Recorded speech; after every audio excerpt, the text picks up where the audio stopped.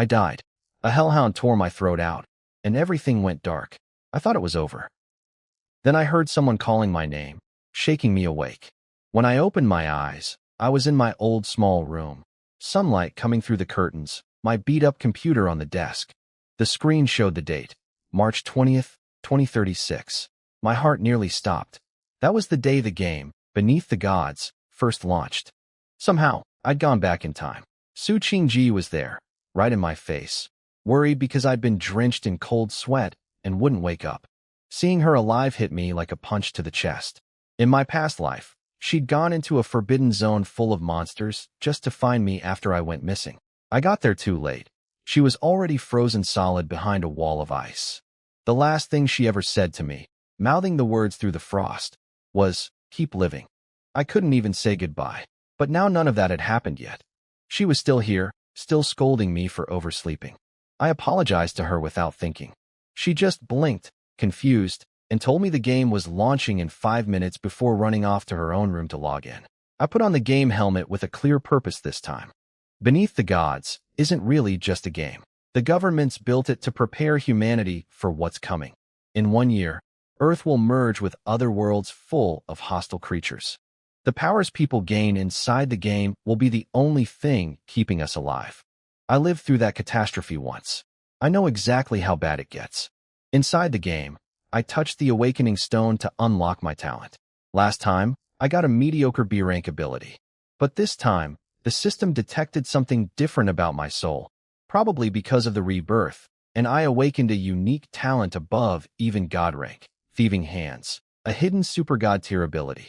It lets me steal stats from enemies with every hit, disguise myself as anyone I've killed, and my attacks carry a tiny chance of instant death. On top of that, every time I trigger those effects, my maximum health grows permanently, and my normal attacks deal bonus true damage based on my total health. This time, I'm not going to be weak. This time, I'll rewrite everything. Looking at my new talent's details, I could barely believe it was real. In this game, the only ways to raise your stats are leveling up or wearing gear. But my talent lets me steal stats just by hitting things with normal attacks. That's insane. When the system asked me to name my character and pick a class, I chose the name Night Emperor instead of my old one. For class, I went with Archer without hesitation. Archers have the fastest attack speed, 1.0 at the start, and every stat point boosts it twice as much as other classes. Since my talent triggers on every hit, faster attacks mean more chances to steal. It was the obvious choice. I also changed my face by about 50% before entering the game. 2 lifetimes taught me that hiding your identity matters, especially when you're carrying something this valuable. People will kill you for it if they find out. The starter village was absolute chaos. Players packed together so tight you couldn't even draw your weapon. Everyone was shoving and yelling. I'd been through this before, so I pushed through the crowd in about 10 minutes and got out. Outside, things weren't much better. The spawn point for the level 1 monsters, red-eye chickens, was just as packed. But I wasn't interested in those. I headed straight for the back hills, toward a place called the Thorn Thicket. The monsters there are called spike balls, round, covered in spines, level 1 like the chickens, but with 10 times the health and high defense on top of that. Most new players need 200 or 300 hits to kill just one. The official guides call them the newbie nightmare, which is exactly why nobody goes there. But for me, they're perfect. No one around to fight over monsters, and their massive health pool means I can keep hitting them over and over, building up my talent skill level. Plus, I remember from my past life that killing 300 of them triggers a hidden quest with an S-rank skill as the reward. I found the thicket empty, just as expected. A few spiky round creatures slowly rolling around in the bushes. I pulled out my starter bow and started shooting. Each arrow only did about 5 damage plus a tiny bit of bonus true damage, but I didn't care. I wasn't here for fast kills. On my 53rd shot, I heard it, the chime I'd been waiting for. My talent triggered. I stole 0.3 attack from the spike ball, and my max health went up by 20 points permanently. It was working. It was actually working. I checked my stats and confirmed it. Attack up by 0.3, health up by 20. After only about 50 hits, the trigger rate was way better than I expected. And if it kept going like this, after hundreds or thousands of hits, my stats would be ridiculous. I got fired up and kept shooting spike balls nonstop. 3 hours flew by. My kill speed improved dramatically, from 5 minutes per kill down to just 30 seconds. During that time, my talent triggered 103 times, giving me 18 extra attack points. That might not sound like much, but my starter bow only provides 5 attack. I was already way beyond what any normal player could reach this early. Then came the big moment. My talent leveled up to LV2. The trigger chance jumped from 1% to 5%, meaning roughly 1 reward every 20 hits. Even better, now it could drop equipment and skill books too, not just raw stats. The disguise duration went up, the instant kill chance increased, and the health growth per trigger doubled. Everything got stronger across the board. I kept grinding.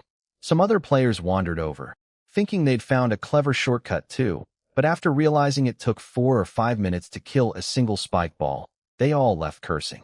They didn't know what I knew. That 300 kills would unlock a hidden quest with an S-rank skill reward. I hit level 2 and got 10 free stat points. I dumped every single one into attack speed, bringing it to 1.2. Attack speed is everything for me. Faster hits mean more talent triggers. I can steal stats with my talent anyway, so I don't need to spend points on anything else. By this point, my stats had grown massively. My attack reached 48, and my health shot up to 4,332. For comparison, even a knight who puts every point into health would only have about 1,000 right now. I was in a completely different league. My stomach growled, and I noticed it was already 1:30 in the afternoon. I logged off to eat. In this game, your real body's condition affects your character, and my helmet doesn't supply nutrients, so skipping meals isn't an option. Qingji's door was still closed. She was still playing, of course. Typical her. I cooked a quick meal, set aside a portion for her to warm up later, and went back to my room to log in again. Back in the game after lunch, my luck went through the roof. In just 10 minutes, I got nearly 40 loot drops, including an iron sword.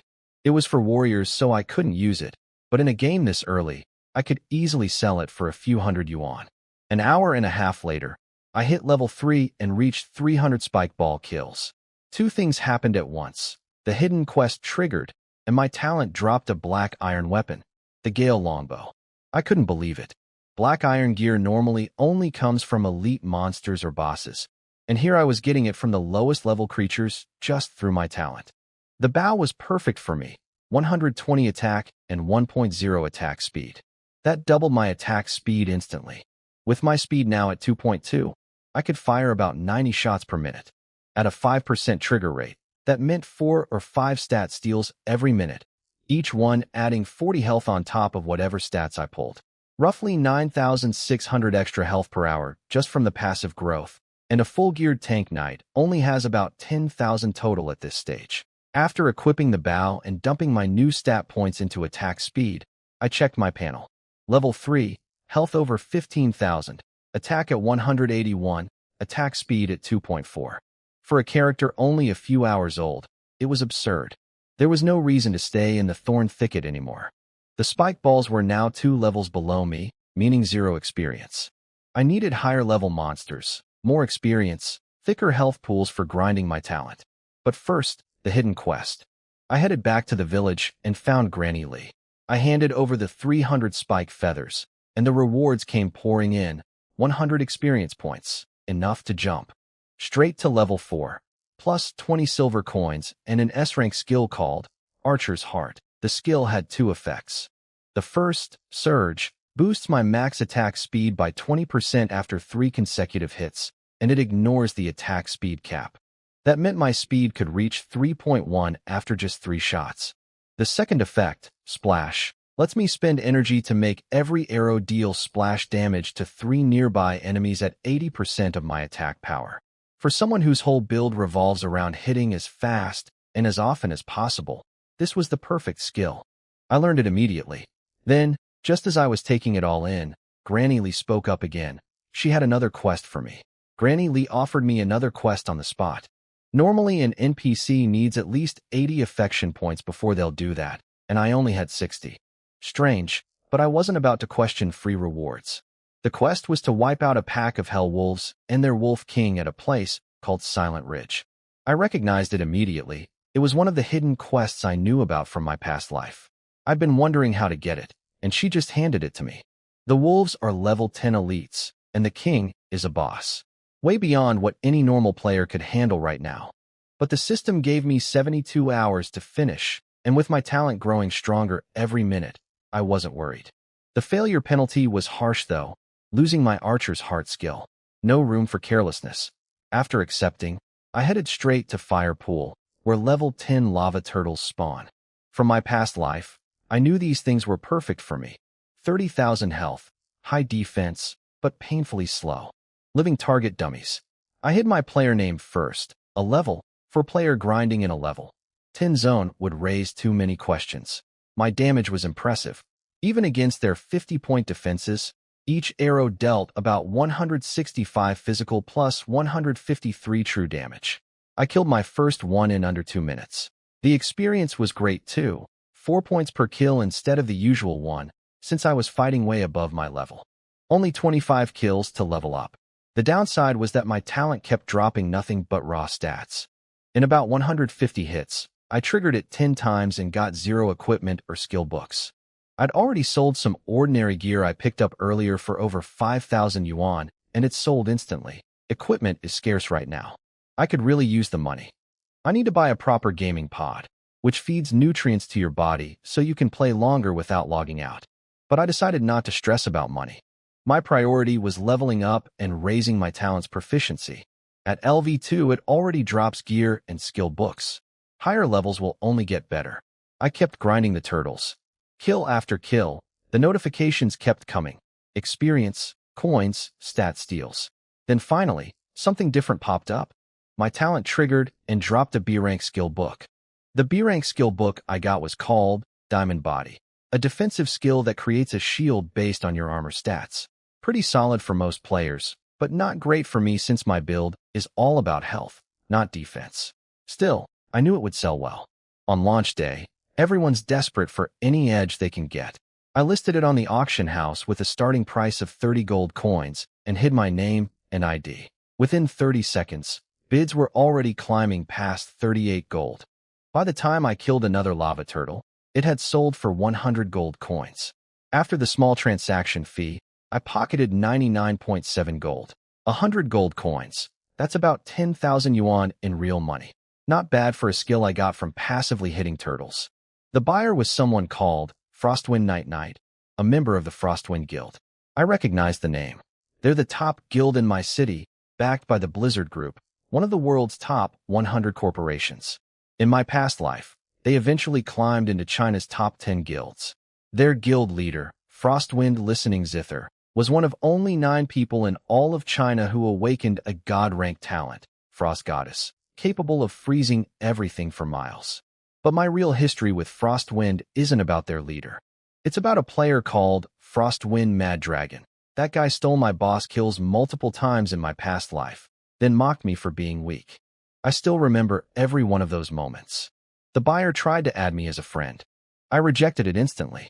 I'd hidden my identity on the listing, so they had no way to track me down. I went back to grinding lava turtles. Meanwhile, though I didn't know the details at the time, the Frostwind Guild members were gathered in a canyon nearby. Night, their vice leader, told his people that the seller had refused the friend request. Most of them were shocked. Nobody turns down Frostwind.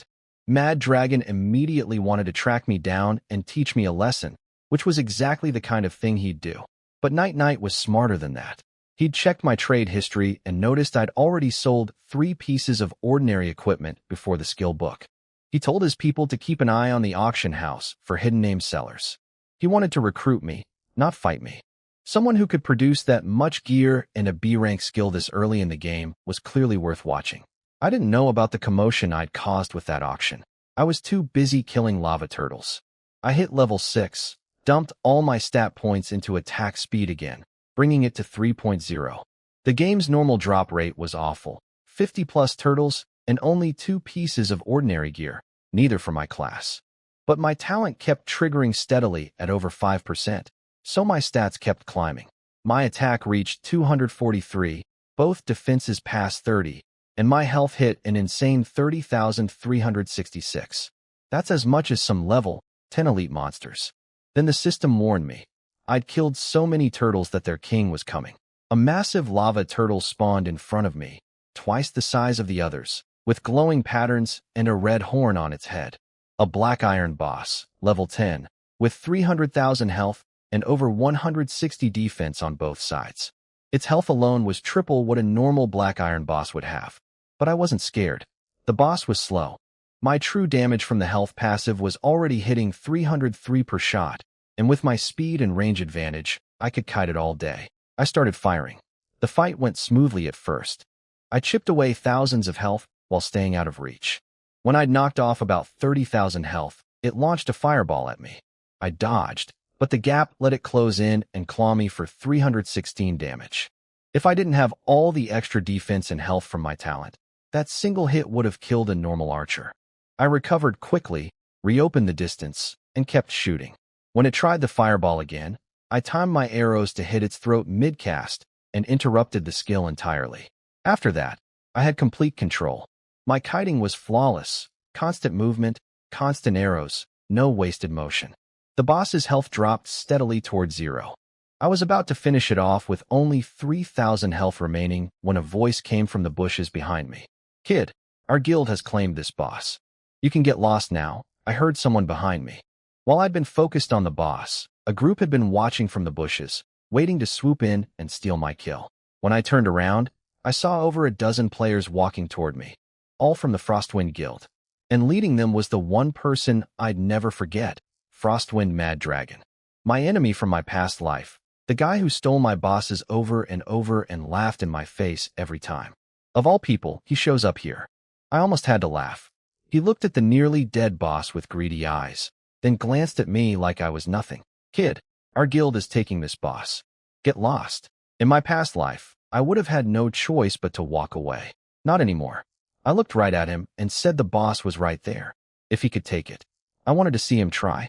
Everyone went quiet. Nobody in this region dares talk back to Frostwind. Before level 40, all players are locked into the same city zone, which means Frostwind basically runs everything around here. That's why Mad Dragon was always so cocky. I'll give him some credit though, he wasn't as dumb as his followers. He figured I was trying to provoke them into rushing me one by one so I could pick them off. He told his people not to fall for it, then organized a proper attack. Knights up front to pin me down, assassins flanking from behind, ranged attackers firing from the back. His lackeys praised him like he was some kind of genius. They moved in, expecting a real fight. I just stood there, didn't move, didn't even raise my bow. They thought I was bluffing. Mad Dragon smirked. His followers cursed at me, calling me an idiot. A squishy archer standing still against a dozen players? Suicide, right? Then they hit me. All of them. Everything they had. The damage numbers floated up. 11, 2, 3, 9. Their entire group, attacking at full power, barely scratched me for under 200 total damage. My health bar didn't even budge. With over 30,000 health and defenses boosted far beyond any normal player, their attacks were like mosquito bites. The smirks vanished from their faces instantly. The Frostwind players completely lost it. They couldn't believe that their entire group did less than 200 damage to me, and my health bar barely moved. A few of them were screaming about how no archer should have that much health, arguing whether I was somehow cheating. But this game has no cheats. They just couldn't comprehend what they were seeing. While they panicked, I got exactly what I wanted. The system notified me that every single one of them had earned a gray name for attacking me first. That meant I could fight back without gaining any sin points. This was why I stood still and let them hit me. In this game, if your sin value hits 10, you go red named. Your location gets broadcast server-wide and your death drop rate doubles. Clearing sin is painful, 1 point per hour of waiting, or killing boss-level monsters. I'd lived through that misery in my past life. I wasn't going to repeat it. Now it was my turn. I fired one arrow at a warrior who was still standing there in shock. Over 1,100 total damage. He evaporated into white light before he could react. With 261 attack power, these players with less than 30 defense were nothing. Archers and mages died in one shot. Even knights only took 2 or 3. In under a minute, I wiped out every single one of them. Only Mad Dragon was left, standing alone where a crowd had been seconds ago. To my surprise, he wasn't scared. His eyes were burning with greed. He offered me 10 million yuan a year to join Frostwind Guild. He was so sure of himself. Heir to the Blizzard Group, richest guild in the region, convinced nobody could refuse that kind of money. When I pointed my bow at him, he still didn't back down. He started some dramatic speech about how I wasn't worthy of speaking to someone of his status and how I should either submit or he was turning around for effect, about to deliver his big finishing line when I cut him off.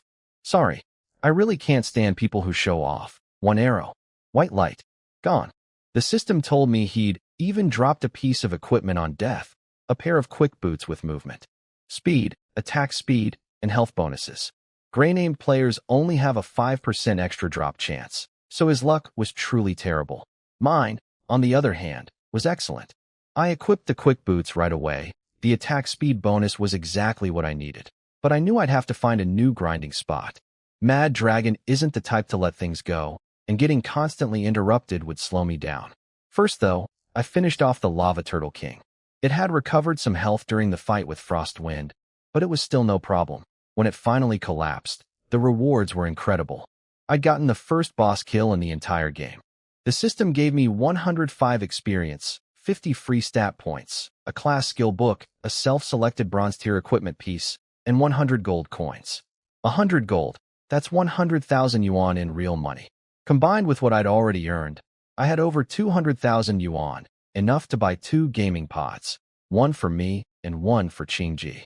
She gave so much for me in my past life. I won't let her down this time. The system asked if I wanted to hide my name for the server-wide announcement. Obviously I did. The last thing I needed was Frostwind Guild putting a bounty on me. The announcement went out 3 times, telling every player in the region that an anonymous player in our starter village had achieved the first boss kill. The whole server went crazy. Players were shocked. Top-ranked people were stunned. Even God-rank talent holders couldn't believe someone soloed a boss on day 1. Meanwhile, Mad Dragon had just respawned at the village, dropped back to level 5 with a missing piece of gear. I can only imagine how furious he was hearing that announcement. I put all 60 stat points into attack speed and checked my rewards. The skill book was Split Damage, a B-rank passive, basically a weaker version of my Archer's Heart Splash effect. Not useful, but sellable. For the bronze equipment, I got to choose which slot. I picked a ring, since rings can roll critical hit stats and are the hardest to find. I got the bronze ring, 150 attack, 5% crit rate, and a lifesteal effect that heals me for 5% of damage. Dealt. No attack speed, but the lifesteal was huge. It meant I could keep fighting without burning through health potions. I slipped the ring on and looked down at the Turtle King's body. Time for the best part, looting the corpse. I looted the Turtle King's body and got 2 black iron equipment pieces and an A-rank skill. The armor and helmet were both for knights, so useless to me. I'd have to sell them. But then I looked at the skill, and everything changed. It was called Life Spring, a passive that regenerates 0.01% of my max health every second. That sounds tiny, but the description said something incredible. This skill has no level cap. Every other skill in the game maxes out at level 5. This one can go forever. And the upgrade condition? Its proficiency equals my max health points. That's basically made for me. My talent endlessly stacks health. The more health I gain, the higher this skill levels, the faster I regenerate. It's a perfect loop. I learned it immediately. Since my health was already over 31,000, it jumped straight to LV2, boosting the regen to 0.03% per second. That meant about 10 health recovered every second. And if I avoid damage for a full minute, the rate triples. Not game-breaking yet, but as my health keeps growing, this skill will become monstrous. I check my full stats. Level 7, health over 31,000, attack at 411, attack speed at 4.5, movement speed at 5.2, plus 5% crit from my ring and lifesteal on all damage. For a first-day character, it was beyond ridiculous. Then Qingji called. It was 6 in the evening, time for dinner. I headed back to the starter village before logging off. No way was I going to sit around in the area where I just made enemies. I also listed the 2 knight equipment pieces and the split damage skill on the auction house before leaving. Early in the game, everything sells for more the sooner you post it. Then I logged out. Not a bad first day. When I took off the helmet, the apartment smelled amazing. Qingji had ordered a whole spread, cola chicken wings, tomato eggs, braised pig feet, pork rib soup. I knew why. In my past life, she'd gotten excited around this time because she dropped a piece of ordinary gear and sold it for over 1,000 yuan. She was celebrating her small win. I played along, pretending to be impressed. She told me proudly that she'd sold a normal piece of equipment for over 1,000 yuan, and that we'd make back the cost of our game helmets within a week. I almost laughed. If she knew I'd already earned enough for 2 gaming pods, her jaw would hit the floor. But I kept quiet and just enjoyed the moment. This kind of warm, ordinary evening. I hadn't had one in a very long time. She asked about my talent. I told her it was a secret. She guessed SS rank, maybe God rank. I just smiled and said nothing. It's not that I don't trust her, but until I'm strong enough to protect myself, nobody can know about a super god tier talent. That kind of thing gets you killed. To make up for being secretive, I offered her something better, a hidden quest. I'd picked one out specifically for her. The reward is an SS rank talent enhancement stone, which would upgrade her S rank shadow clone talent by 1 tier. Hidden quests are incredibly rare. The officials said each starter village region has fewer than 10 total. She was stunned, then suspicious, since she knows my luck has always been terrible. I made up a story about helping an NPC who told me about it as thanks. She didn't quite buy it, and her imagination went somewhere ridiculous. She asked if I'd done something with the NPC to get the information. I nearly choked. When I threatened to take back the quest info, she instantly switched to sweet-talking mode, calling me Big Brother Lin and giving me a shoulder massage. I enjoyed it for a moment before telling her the details. I left out the reward on purpose. I wanted it to be a surprise. After dinner, while she washed the dishes, I went online and ordered 2 gaming pods from the official website. 100,000 yuan each. The pods feed you nutrients while you play, which means 4 extra hours of game time per day and no need to log off for meals. I got 1 for me, 1 for her. She gave everything for me in my past life. The least I can do is make sure she has the best equipment this time around. When I logged back in, 3 sale notifications were waiting. The split damage skill sold for 100 gold, and the 2 black iron armor pieces went for 42 and 40 gold. That's about 180,000 yuan total. Skills always sell for more than gear because they stay useful long-term while equipment gets replaced. I was more than happy with the haul. I headed for Silent Ridge to start Granny Lee's hidden quest. The place was creepy, dark, cold, with wolf howls echoing through the fog. Wouldn't bother me though. After surviving the apocalypse in my past life, a spooky forest is nothing. The Hell Wolves were a completely different challenge from the lava turtles. Level 10 elites with 340 attack and movement speed of 5.0, almost as fast as me. No kiting these things from a safe distance. But with over 30,000 health and my life spring regeneration, I could trade blows without worrying too much. What caught me off guard was that they attacked first. Normally monsters only aggro after you hit them. 4 of them rushed me the second I walked in, and 1 bit my arm for 680 damage before I could react. Now I understood why this was a hidden quest. This mechanic alone would instantly kill most players. I steadied myself and started fighting back. Each arrow hit for over 1,200 physical damage plus 317 true damage, and my archer's heart splash hit 2 additional wolves for 328 each. The wolves were fast and occasionally managed to close in and claw me, but I gradually found my rhythm. My footwork improved as the fight went on, dodging their lunges while firing back without pause. The first wolf went down. Without it, the pressure dropped immediately. Within 30 seconds, all 4 were dead. Then a server announcement rang out across every starter village. A player called Great Wei King Wu from starter village CQ01 had become the first person to reach level 10 and enter the main city. The reward was the same package as a boss first kill, 100 gold, a bronze equipment pick, a class skill book, and 50 free stat points. The server announcement about Great Wei King Wu reaching level 10 first sent everyone into a frenzy. Players couldn't understand how someone hit 10 when most people were still at 5 or 6. But I knew exactly who he was. He has an SS rank talent called Ascension that triples all kill experience. In my past life, he stayed ahead of everyone in levels for a long time thanks to that. I wasn't jealous. I could have rushed to 10 if I wanted, but I know something most players don't. Once you leave the starter village, you can never come back. There are hidden quests, special dungeons, and a trial called King's Trial that opens tomorrow night with incredible rewards. In my past life, countless players who rushed out early regretted it forever. That's why I've been grinding tanky monsters instead of chasing levels. I refocused on the quest. With my experience from the first group, I tore through the remaining Hell Wolves in about 10 minutes. All 30 down. Then the Wolf King appeared, silver fur, a crescent mark on its forehead, red glowing eyes. A black iron boss with 69,000 health and 640 attack. Fast too, same 5.0 movement speed as the regular wolves, but far more agile. My first arrow missed. The thing just sidestepped it. Its reflexes were on another level. So I changed tactics. I cranked up the volume. At 5.4 attack speed, I could fire 5 arrows per second. No matter how quick this wolf was, it couldn't dodge a wall of arrows. It started taking hits. Over 1,200 physical plus 334 true damage per arrow. But then it did something smart. It stopped dodging entirely and charged straight at me using its phantom skill, turning into a blur of afterimages. It had figured out that trying to dodge was losing at the fight, so it chose to rush through my barrage instead. I did the math quickly. Its attacks would hit me for about 2,000 each. I had over 30,000 health.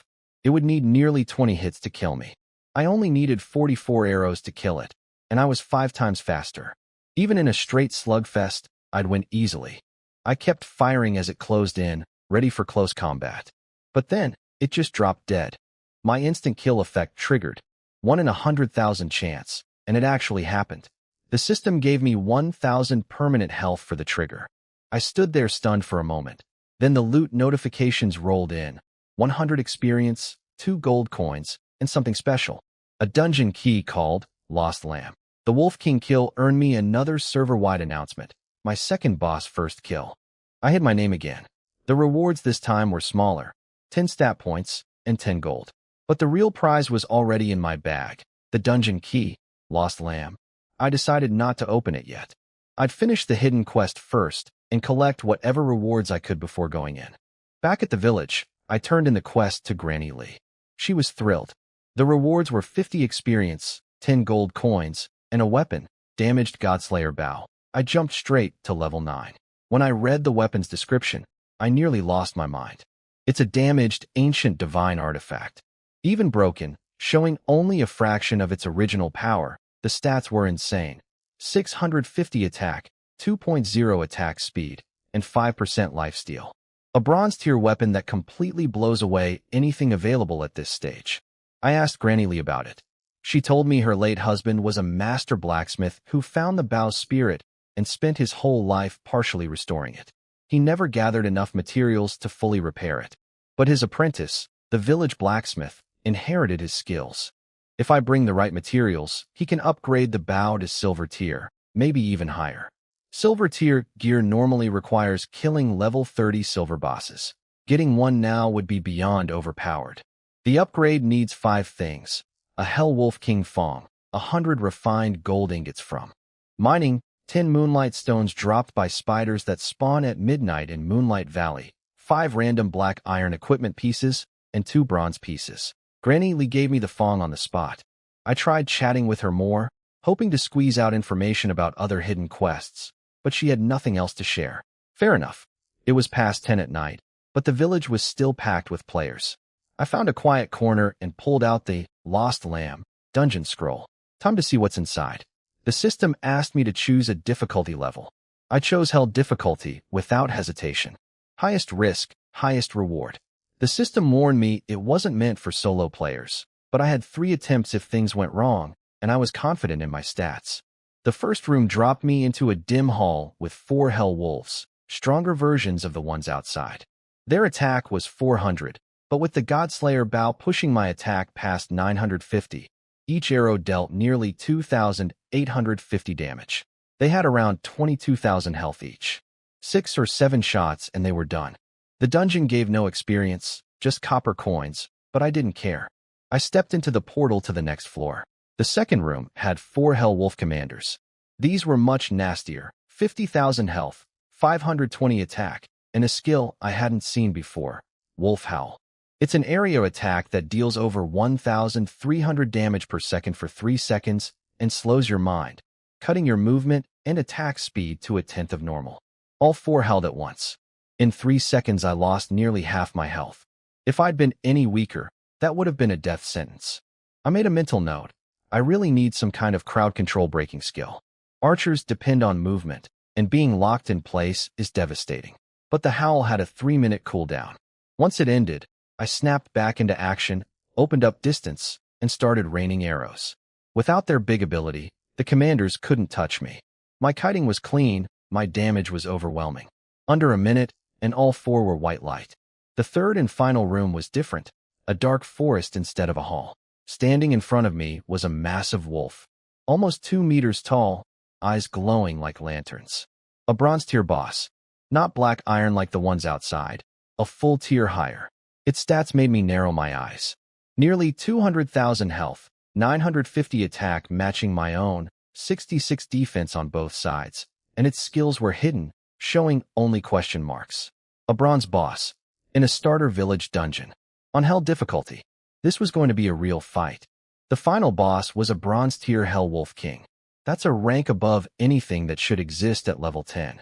Thankfully, its movement speed was still manageable at 3.0, so I wasn't completely out of options. I opened up with a barrage of arrows and shaved off 30,000 health in seconds. Then it vanished and reappeared right in front of me. Teleportation, a spatial skill that normally only silver rank bosses and above would have. It slashed me twice before I could react, taking nearly 6,000 of my health in an instant. But then I noticed something. After it teleported, its own health had dropped by about 30,000, roughly 15% of its max. The teleport cost health, not energy. That changed everything. I did the math. It could afford maybe 3 more teleports before running dry. Each teleport let it hit me for about 6,000, and I had enough health to survive at least 5 of those attacks. Plus, I was healing with every arrow through Lifesteal and my Life Spring passive. Meanwhile, every second it wasn't teleporting, it was just a slow target getting shredded by my arrows. The numbers were completely in my favor. I kept up steady pressure, managing my health carefully, never letting it drop too low. The Wolf King teleported a couple more times, each time hurting itself as much as it hurt me. When its health finally dipped below 10,000, it pulled one last trick. A full heal back to 50% health. Classic boss mechanic. But I've been playing it safe, keeping my own health above 20,000 the whole time. Even with the heal, I still had enough resources to outlast it. The fight dragged on a bit longer, but the outcome was never in doubt after I figured out the teleport cost. My final arrow brought it crashing down. The loot was solid, 10 gold coins and 5 skill books. Then came the server announcements, 2 of them this time. One for the dungeon, first clear on hell difficulty, and one for the boss, first kill inside. Both anonymous, of course. The whole server erupted again, players wondering who this mystery player was, some even accusing me of being a developer plant. I ignored all of it. My eyes were locked on the reward screen loading in front of me. The dungeon rewards were incredible. 50 free stat points, 15 low-level skill books, 100 gold coins, 3 random black iron equipment pieces, and something I'd never even heard of, a special equipment called Wolf God Contract. The skill books were mostly junk, D-rank material only good for upgrading better skills. But 3 black iron pieces on day 1. That's unheard of. Of the 3, only one fit me, the Moonlight Belt. It adds 1,200 health and regenerates 0.03% of max health per second, tripled under Moonlight. Combined with my Life Spring skill, I'd be recovering nearly 20 health per second just passively. The other 2 pieces, an assassin dagger and a heavy armor chest plate, I couldn't use, but they'd go toward upgrading my Godslayer bow. I now had 3 of the 5 black iron pieces I needed. Then I looked at the Wolf God Contract, and my jaw dropped. It boosts my attack, defense, and health by 10%, with another 10% for each person I bind with a soul contract. Bound allies can't betray me or harm me, and they receive 10% of my stats. The most insane part is the death save effect. If I take a fatal hit, the damage gets shared among my contract holders. I instantly gain 10% of their max health, and I enter a 10-second invincible state with all their stats added to mine. And the equipment can never be dropped. After the catastrophe hits next year and death becomes permanent, this will be one of the most powerful survival tools in existence. I equipped everything and checked my stats. Attack over 1,048. Health nearly 40,000. Attack speed 5.5. Level 9 with 30 experience. Just 70 away from level 10. On day 1, only that guy with triple experience had hit 10 before me. Everyone else was still at 8 at best. I had 90 unspent stat points, but the pre-level 10 attack speed cap is 3.0 base, and I'd already passed that. No point adding more until I leveled up and the cap increased. I'd save them. Instead, I used the 20 skill books I'd collected to upgrade Archer's Heart to level 2. Archer's Heart at level 2 was a solid upgrade. The speed boost after 3 hits jumped to 50%, and the splash now hits 5 targets at full attack power instead of 3 at 80%. A big improvement for group fights. It was almost midnight, and I needed to move. Granny Lee had told me the Moonlight Spiders only spawn at night in Moonlight Valley, and I needed their drops to upgrade my Godslayer bow. Meanwhile, the outside world was apparently going crazy over me. I didn't know it at the time, but guilds and organizations across the country were holding emergency meetings about the anonymous player who'd killed 2 bosses and cleared a hell difficulty dungeon on launch day. The Frostwind Guild's president, Listening Zither, the one with the god-rank talent, had personally gone offline to run a meeting. Her vice leader, Night Knight, recommended offering me 100 million yuan a year to recruit me. He figured I had no guild backing me since I was selling black iron gear instead of keeping it, and that I was probably short on cash. He wasn't wrong about the cash part, at least not at the start. On my way to Moonlight Valley, I sold off the 3 black iron equipment pieces I couldn't use. They got snapped up within a minute for 156 gold total. The buyer on all 3? Frostwind Mad Dragon. I almost wished I'd set the prices higher. Still, it was junk I'd replaced anyway. If I ran into him again, maybe he'd drop some of it back to me like the boots. The Moonlight Spiders were weak, 10,000 health, low defense. 3 arrows each. But the Moonlight Stone drop rate was terrible. I had to kill 41 spiders over a full hour to get 10 stones, and they only respawned once per minute. At least my talent kept triggering, stealing more stats along the way. Just as I finished collecting the last stone and was about to leave, I heard a familiar voice nearby. Once I get this secret treasure, I'll make that anonymous player kneel and beg, Frostwind Mad Dragon. And he'd found a secret cache. My ears perked up immediately. Secret treasures are even rarer than hidden quests or dungeons in this game. In my entire past life, I only heard of fewer than 5. They're easier to claim. You just need to break a seal, but the rewards are far richer. So when I heard Mad Dragon talking about having found one, there was no way I was letting it go. I thought about it. In my past life, Mad Dragon only had an A-rank talent called Focus, yet he could somehow compete with SS-rank players. If it was just guild resources backing him, that wouldn't be enough. He must have gotten a secret treasure back then too. He just never told anyone. My rebirth didn't change history here. I just happened to stumble onto his secret this time. I followed them quietly, climbing up into a tree to watch. Mad Dragon had brought over 30 Frostwind Guild members to a hidden cave blocked by a blue energy barrier. He promised everyone an iPhone 20, over 10,000 yuan each, if they broke through. Nearly 400,000 yuan just for one attempt. I had to admit, the guy throws money around like it's nothing. No wonder people follow him. They hammered at the barrier with everything they had. Skills, attacks, 15 straight minutes of non-stop assault before a single crack appeared. Mad Dragon got excited and threw in another bonus, 10,000 yuan per person on top of the phone. His people went berserk, smashing at the barrier like wild animals. It finally shattered with a massive shockwave that sent several players flying. 2 archers with low health died on the spot. Mad Dragon didn't even blink. He offered the dead ones an extra 20,000 yuan each as compensation. In his mind, once he had the treasure, money would be meaningless. Then, from my perch in the tree, I spoke up. Dragon Boy, you're really generous. Tens of thousands flying everywhere. You must really want this treasure, huh? He answered instinctively. Of course, before realizing the voice didn't belong to any of his people. He looked up and saw me. The excitement drained from his face instantly, replaced by shock and rage.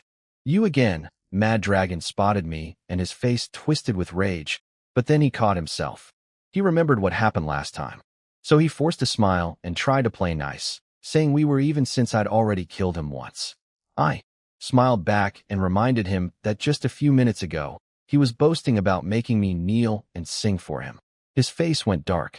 He snapped that I wasn't special just because I had good gear, that he bought a black iron weapon, too, and that he had twice as many people now. Then he offered 100,000 yuan bounty to anyone who could kill me. They charged. Over 30 of them. Their attacks bounced off me. The knight in front hit me for a miss. Others did single-digit damage. Meanwhile, I fired 5 arrows. 5 players turned into white light instantly. One of them was a knight wearing black iron armor with over 3,000 health and 100 combined defense. 1 shot. Dead. The rest of them froze. They couldn't process what they were seeing. Over 3,000 damage per arrow on day 1. But I didn't give them time to think about it. I kept firing without pause. In under a minute, 30-plus players were gone. Several dropped equipment since most had gone red named earlier from killing members of another guild to secure this area. Mad Dragon stood alone again, shaking, face white as paper. No more tough talk, no more swagger. He tried bargaining. Offered me half the treasure, said we could be friends, reminded me how powerful Frostwind Guild was in this region, even threatened that his sister, the guild president with the god-rank talent, would come after me. I let him talk. Then I told him that if anyone else had made that offer, I might have considered it. But coming from him, no chance. 1 arrow. He tried to finish his thread about his sister mid-sentence. Didn't make it. White light. The system told me he dropped a piece of equipment, the Gale longbow. My old weapon, the one I'd sold earlier that he'd bought. It came right back to me. I almost felt like laughing. The path to the secret treasure was wide open. Mad Dragon dropped the Gale longbow again, the same weapon he'd just bought from the auction house. He hadn't even warmed it up yet. I listed it right back at 50 gold coins. I honestly wondered if he'd see the notification and lose his mind. He did, apparently. I found out later he literally fainted from rage when the listing popped up on his screen. I walked into the cave. It was disappointingly plain. A small chamber with a stone box on a pedestal and a few glowing pearls on the walls. Nothing else. Inside the box was just one old book with yellowed pages. I almost felt cheated. This was supposed to be better than hidden quests and dungeons? Then I picked it up and the system description appeared. I nearly choked. It was called Lock On, a special technique with 2 effects. The first, all my normal attacks automatically hit any target within 20 levels of me. No dodging, no missing, guaranteed contact. For an archer, this is beyond godlike. Right now enemies are slow, so I rarely miss. But later in the game, when everyone's movement speed skyrockets, hitting fast targets becomes an archer's biggest problem. This solves it completely. The second effect was even more insane. When activated, my attack speed gets locked at 1.0, but every point of attack speed above 1.0 fires an additional arrow with each shot. Every extra arrow counts as a normal attack and triggers all on-hit effects. So if my attack speed is 5.5, I fire 5 arrows per attack, each one able to trigger my talent stat steal, instant kill, and true damage. Before this, no matter how high my attack speed got, I was still limited by human reaction time and the need to dodge. Now I only need to aim and fire at 1.0 speed while the system handles the rest. My talent, Thieving Hands, effectively gets multiplied by my total attack speed. Now I understood how Mad Dragon competed with SS rank players in my past life using just an A rank talent. This technique alone is worth as much as an SS rank talent, and he never told anyone about it. I learned it immediately. I felt genuinely grateful to Mad Dragon at this point. 2 encounters, 2 incredible gifts. First the boots, now this. I was actually looking forward to meeting him again. My online time was almost up. The helmet only allows 16 hours per day, for less than a gaming pod. But I was at level 9 with 96% experience, practically level 10. My gaming pods arrive tomorrow, so I'll be on equal footing with everyone else after that. When I logged off, Qing Ji was already asleep. For most people, this is just a game. They don't know what's coming in a year. But I do. And that knowledge is my greatest weapon. I looked out the window into the dark. This life, I won't make the same mistakes. Next morning, I was up before 7. Old habit from surviving the catastrophe. Couldn't log in until 8 though, since the game resets daily online time at that hour. Qingji was already dressed and packed a small bag. She goes home to visit family every Sunday. She invited me along for a meal, but I turned her down. I needed every minute in the game. Plus, the gaming pod delivery was scheduled for noon. Once 8 hit, I logged straight in and headed to the bounty hall. I posted a collection request for refined gold ingots, the mining material I needed to upgrade my Godslayer bow. No way was I wasting time digging or myself when I could pay other players to do it. With all the gold I'd earned, money wasn't an issue. Then I went to the village chief's house. I had one final hidden quest to trigger before leaving the starter village. In my past life, some drunk player accidentally triggered it by marching up to the chief and demanding the hardest quest available. The catch was, that idiot couldn't actually complete it. He lost 3 levels and got permanently banned from taking village quests. I walked up to the chief and said the exact same thing. Give me your hardest mission. He looked surprised at first, then noticed the Godslayer bow on my back. His eyes narrowed. He recognized it as Granny Lee's weapon, which meant I'd killed the Hell Wolf King. That earned me some respect. But instead of giving me the hidden quest directly, he added a preliminary test. Kill a Black Obsidian Firefox King in Black Obsidian Valley. The reward was 100 gold and 100 experience. This wasn't how it went in my past life, probably because I'd shown more strength than the original trigger. Either way, killing a boss was already in my plan since I needed more black iron equipment for the bow upgrade. I headed to the valley. When I arrived, I found it packed with players, and right in the middle of it, nearly 100 Frostwind Guild members were swarming a Firefox King boss, chipping away at it with tiny damage numbers. Leading them, of course, was Mad Dragon. He'd gotten up early to grind bosses, probably trying to catch up after I'd humiliated him twice and stolen his secret treasure. He was throwing money around again, promising bonuses for every kill, sending his people into suicidal charges against the boss while replacements filled in for the dead. I couldn't help but grin. Of all the places and all the bosses, fate kept pushing us together. Well, Mad Dragon again. Small world, Mad Dragon really is my personal delivery service at this point. 3 encounters, 3 gifts, boots, the secret technique, and now a boss served up on a silver platter. I didn't rush in though. The Firefox King still had 40% health, and I'd checked its skills. It has a Berserker mode with a brief invincibility state. Better to wait. So I hid and watched. Mad Dragon was throwing obscene amounts of money at the problem. Every death got compensated with 10,000 yuan.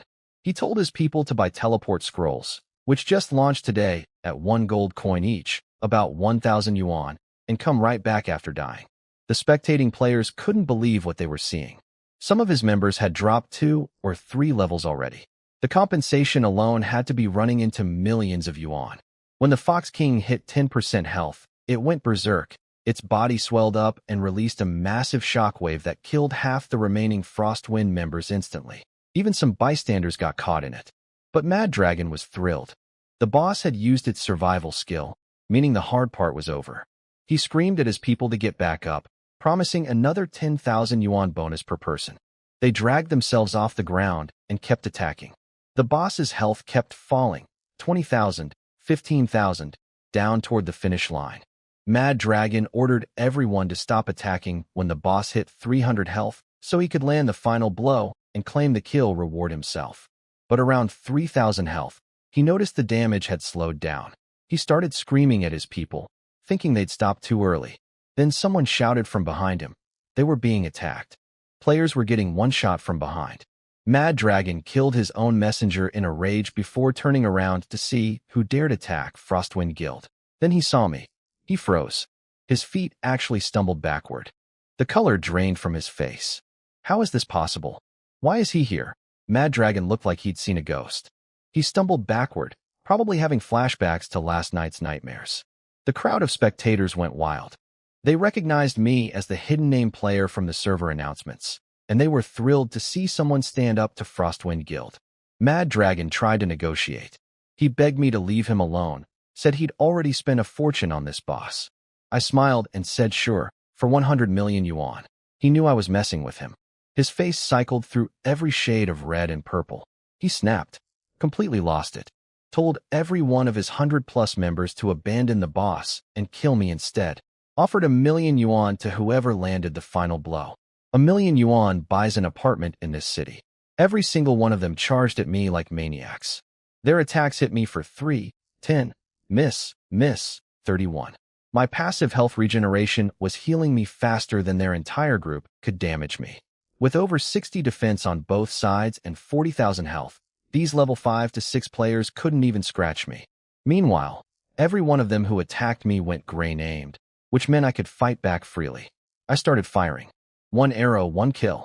Over 1,000 attack power against players with a few hundred health. Nobody survived a single shot. The splash damage from Archer's heart took out clusters at a time. In under 30 seconds, I'd wiped out more than half of them. Some kept buying teleport scrolls, respawning, and running back to die again. It made no difference. The spectators were losing their minds. Nearly 100 players attacking one Archer, and he wasn't losing health. He was actually regenerating faster than they could hurt him. Someone called me a human-shaped boss. Then, just as it was turning into a complete massacre, a calm but weary voice called out from behind the crowd. "Friend, please stop, for my sake, if nothing else. If this continues, our entire Frostwind guild will be ruined." It was Night Knight, the vice leader. Night Knight showed up with reinforcements, and the whole crowd went quiet. He has a much better reputation than his cousin. In my past life, after the catastrophe hit, he built shelters for ordinary people. I'd benefited from his kindness myself. So when he asked me to stop, I actually did. Mad Dragon, who'd just respawned and teleported back, immediately lost it again. He screamed at his people to kill me while I was standing still, waving around his 1 million yuan bounty. Some of them started reaching for their weapons. Night Knight shut that down cold. "Nobody moves," he said, and everyone froze. His authority far outweighed Mad Dragon's. Mad Dragon rushed up to his cousin, raving and demanding he kill me. Night Knight slapped him across the face. When Mad Dragon tried to grab his bow in a blind rage, Night Knight simply gestured. A shadow flickered, and Mad Dragon was dead again, killed by his own guild's people on his cousin's order. The spectators couldn't believe it. Apparently, Mad Dragon respawned at the fountain and started screaming threats, but someone cut his gaming pod's power from outside before he could teleport back. He was done for the day. Night Knight walked up to me calmly, introduced himself, and apologized for his cousin's behavior. He'd already investigated everything. The boss stealing, the secret treasure, all of it. He acknowledged Mad Dragon was in the wrong. I shrugged it off. To be honest, this time I was the one stealing the boss, so I wasn't exactly innocent either. But I told him straight, I needed this boss, and I wasn't giving it up. He smiled and said it was theirs to give, a gift to make up for all the trouble. Smart move. They couldn't beat me anyway, so he turned it into a gesture of goodwill. Then came the real pitch. He asked me to join Frostwind Guild, 100 million yuan per year, and he'd give me his own position as vice president. The crowd erupted. 100 million yuan a year plus the vice presidency. That's the biggest offer in gaming history. The previous record was 80 million for the legendary player, tied, at the peak of his career, and he'd been famous for years. I won't pretend it wasn't tempting. For a normal person, that's lifetime financial freedom from interest alone. If this were my past life, I would have taken it without thinking. But I turned it down. The reasons are simple. First, joining a guild means restrictions. They'd expect me to create value for them, attend their schedule, follow their plans. Second, I know what's coming in a year. Every minute I spend on guild business instead of building my own strength is a minute wasted before the catastrophe. Third, with my current abilities, making 100 million on my own within a year isn't hard at all. And finally, I've always worked alone. I don't want to be tied down. I kept it polite though. Told Night Knight I didn't have plans to join any guild right now, but if I ever changed my mind, Frostwind would be my first choice. No reason to burn bridges with someone I actually respect. Some of his members got angry. After everything I'd done to them, their leader was bowing to me, and I still said no. One of them started mouthing off, but Night Knight shut him up with a look and apologized to me for it. He asked one more time. I declined again, then joked about whether they'd attack me for refusing. He laughed and said he wasn't that kind of person. He told me the offer stands whenever I'm ready, then led his people away. The spectators were stunned. Frostwind Guild, the most powerful force in the region, just walked away after being rejected. With them gone, I turned to the Firefox King. It only had about 3,000 health left. I fired a burst, 5 arrows in 1 second. One of them crit for over 6,400 damage. The boss collapsed. The experience pushed me to level 10, making me the second player in the entire game to reach it. 2 server announcements rang out simultaneously, one for the boss first kill, one for reaching level 10. Both hidden name, as always. The level and equipment leaderboards had just unlocked, but I wasn't paying attention to any of that. I was looking at the Fox King's body, licking my lips. Time to loot. I looted the Fire Fox King and got 3 black iron pieces, all usable by my class, which was incredible luck. The Fire Fox bow had 200 attack, 1.0 attack speed, and a burn effect. A great weapon, but I already have the Godslayer bow, so this one would go toward the upgrade materials.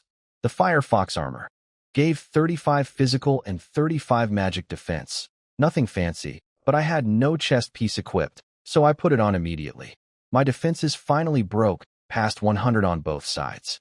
The real gem was the Fire Fox boots. For movement speed, 300 health, and an active skill that boosts speed by another 4 for 3 minutes.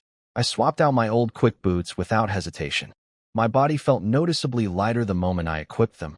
Then came the random bronze equipment box from the level 10 reward. Random drops are always a gamble. Archers sometimes get mage staffs. I crossed my fingers and opened it. I got a frost necklace. Archer only, 100 attack, 10% critical damage. A stat that normally only appears on silver tier gear and above. But the real prize was the third effect. Every hit I land stacks a frost mark, and at 1,000 stacks, I can freeze my next target for 3 seconds. The freeze triggers attack effects, meaning with my archer's heart splash hitting 5 additional targets, one activation freezes 6 enemies at once. An absolute teamfight weapon. With everything equipped, my stats jumped again. Both defenses passed 100, attack at 1,193, and health at a ridiculous 40,769. In my bag, I still had 15 pieces of gear dropped by Frostwind members and my talent.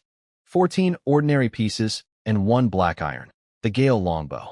Again, third time this weapon has ended up in my hands.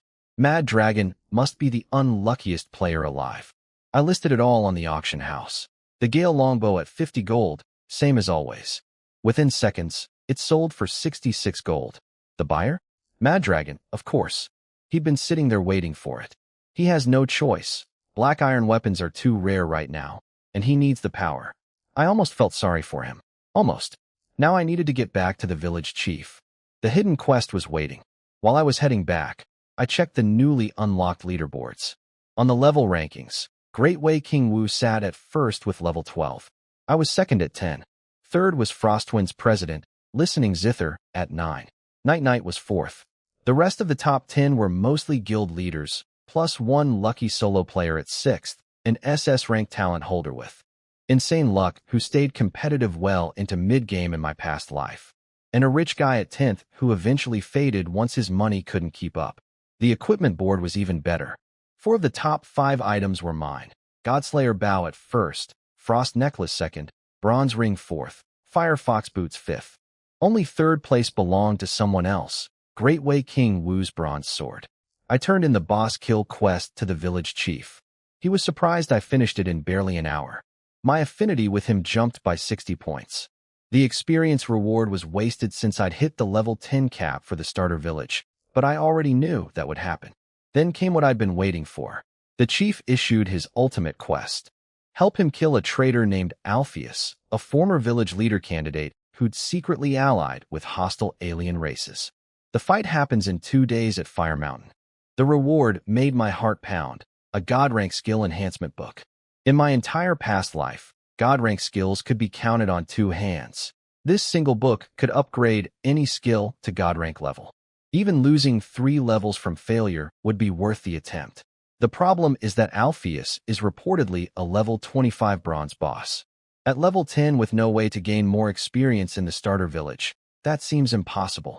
That's why nobody ever completed it in my past life. But I have something nobody else does. My talent doesn't need levels to grow. As long as I keep hitting things, my stats keep climbing. I have 2 days to grind as much power as possible. I accepted the quest without hesitation. Just then, a server announcement rang out. Listening Zither had become the 3rd player to reach level 10. Listening Zither. Hitting level 10 third was impressive but expected. She's one of only 9 God-ranked talent holders in all of China. Still, she was behind me. I had 2 days to prepare for the ultimate quest. My plan was simple: find the tankiest monsters possible and grind my talent non-stop. I bought 100 teleport scrolls from the village shop, 1 gold each, expensive, but I had plenty of money now, and warped straight to Dark Spirit Pool. The monsters there, Dark Spirit Turtles, are the toughest in the entire starter village. Level 10, 36,000 health, and 80 defense on both sides. Most players couldn't kill even one without serious gear. Perfect for me. I did something unusual though. I unequipped all my attack gear and switched back to my starter bow. My attack dropped to 184. I wasn't trying to kill them fast. I wanted to hit them as many times as possible to trigger my talent. With my base attack speed at 3.5, boosted to 5.2 with Archer's Heart, and the lock-on technique firing extra arrows, I could land about 300 hits per minute. I ground turtles for the entire day, only stopping for 2 hours at noon to eat and install the gaming pods that arrived. The results were staggering. My talent triggered 2,989 times. From the life growth passive alone, I gained nearly 150,000 health. On top of that, I stole 97 attack, 121 physical defense, 106 magic defense, and 4,322 extra health from stat drops. I also got 33 equipment drops and 8 skill books. My health, even without the Wolf God contract's 10% bonus, hit almost 200,000. That's equivalent to a fully health spec level 40 knight. I'm literally a walking human boss at this point. My life spring skill leveled up to LV32, now regenerating 0.05% of max health per second. That's about 100 health per second, equal to a mid-tier healing potion, but continuous and free. Then, just as I was riding the high of my gains, the server announcement I'd been waiting for finally came. A player in Starter Village CQ003 had triggered a server-wide secret dungeon, King's Trial. The entrance would open in every starter village in 10 minutes. This was the event I'd stayed in the starter village for. The one that countless players in my past life regretted missing because they'd rushed to leave. It was finally here. The King's Trial announcement sent the entire game into chaos. Players who'd already left the starter village were furious. You can never go back. And now they'd just learned about a dungeon with white silver tier rewards waiting there. Some even went to the official website to rage at the developers for not warning them. But that's exactly why I stayed. I teleported back to the village square. The place was already swarming with players. I walked straight through the crowd and entered the dungeon portal. Hell difficulty. Solo. No hesitation. This dungeon had 7 floors, for more than the Lost Lamb dungeon. The difficulty would be on a completely different level. But so was I. The first floor threw a dozen wolf-headed humanoid warriors at me. Their stats were similar to the Hell Wolves from the previous dungeon, but my damage had completely transformed since then.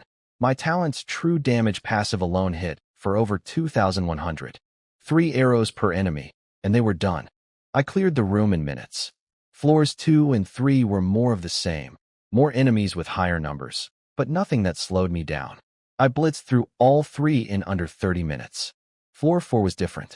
A single enemy, a dark wolf knight sitting in a hall the size of 2 football fields. It had 100,000 health, 150 defense on both sides, and a taunt skill that forces you to attack it for 5 seconds while taking half damage.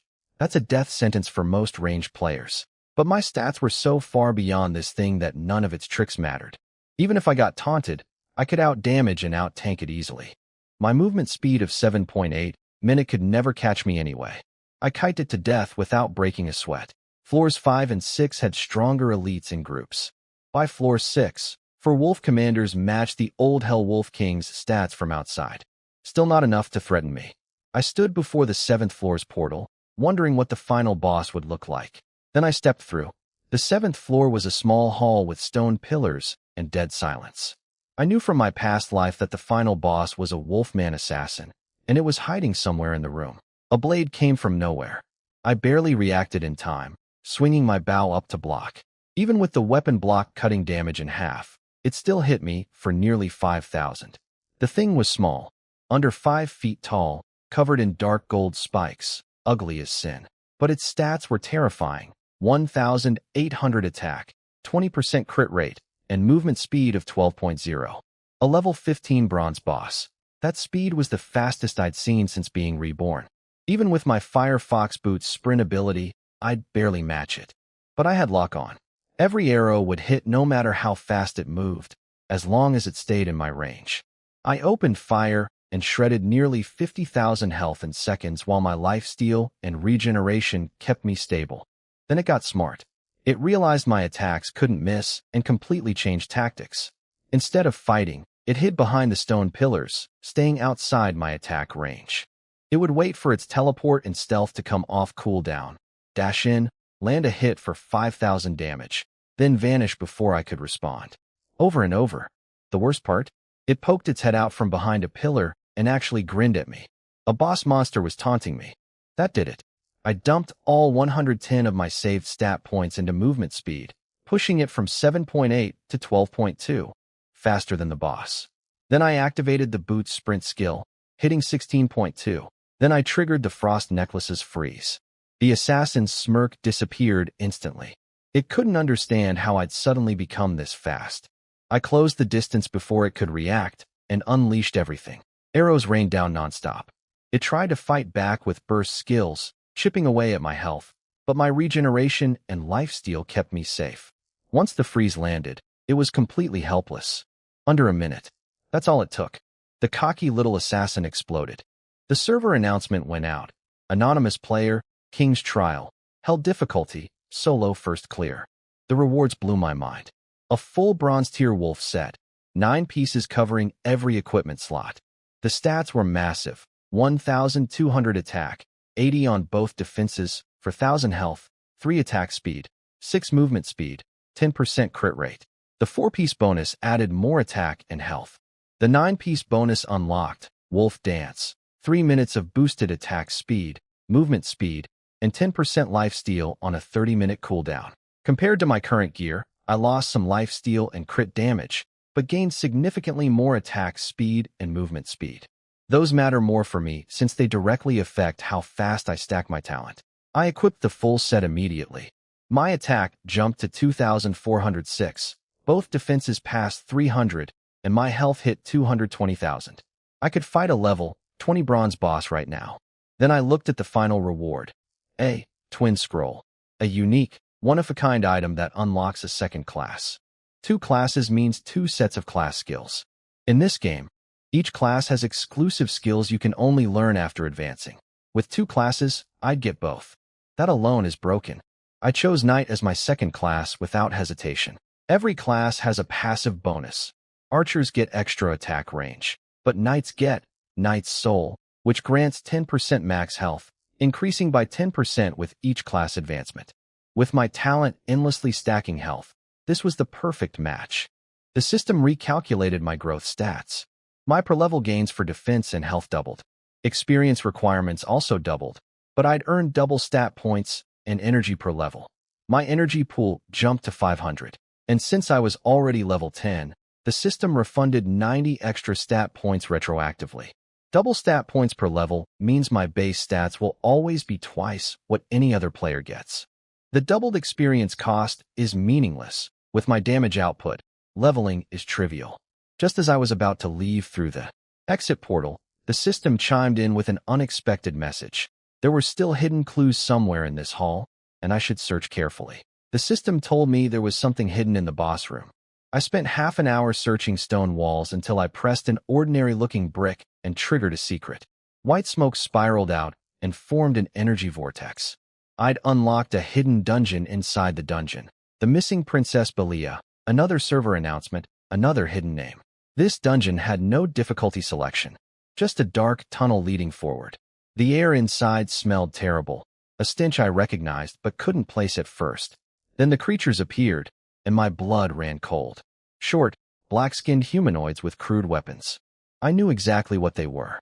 These were the alien invaders, the same race that would devastate Earth in 1 year when the worlds merge. But that's supposed to happen a year from now. Why were they already here, inside a starter village dungeon? I forced myself to stay calm. Questions could wait. I checked their stats. Level 10, 18,000 health, 100 defense on both sides. Tough for normal players, but nothing to me now. 2 arrows each. They dropped like wheat before a scythe. My talent triggered more frequently against them too, as if there was some kind of bonus. I even got my 3rd black iron equipment drop from the talent.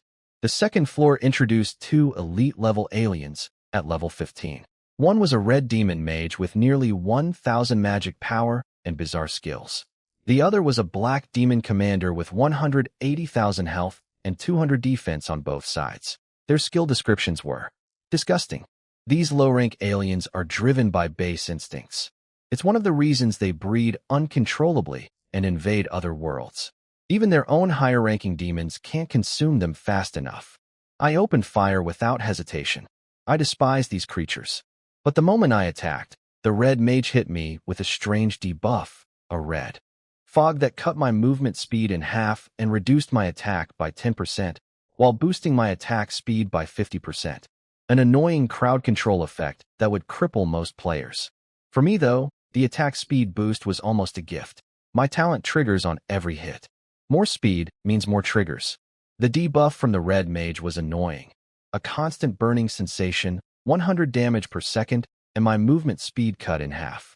My regeneration mostly kept up, but I was still slowly losing health.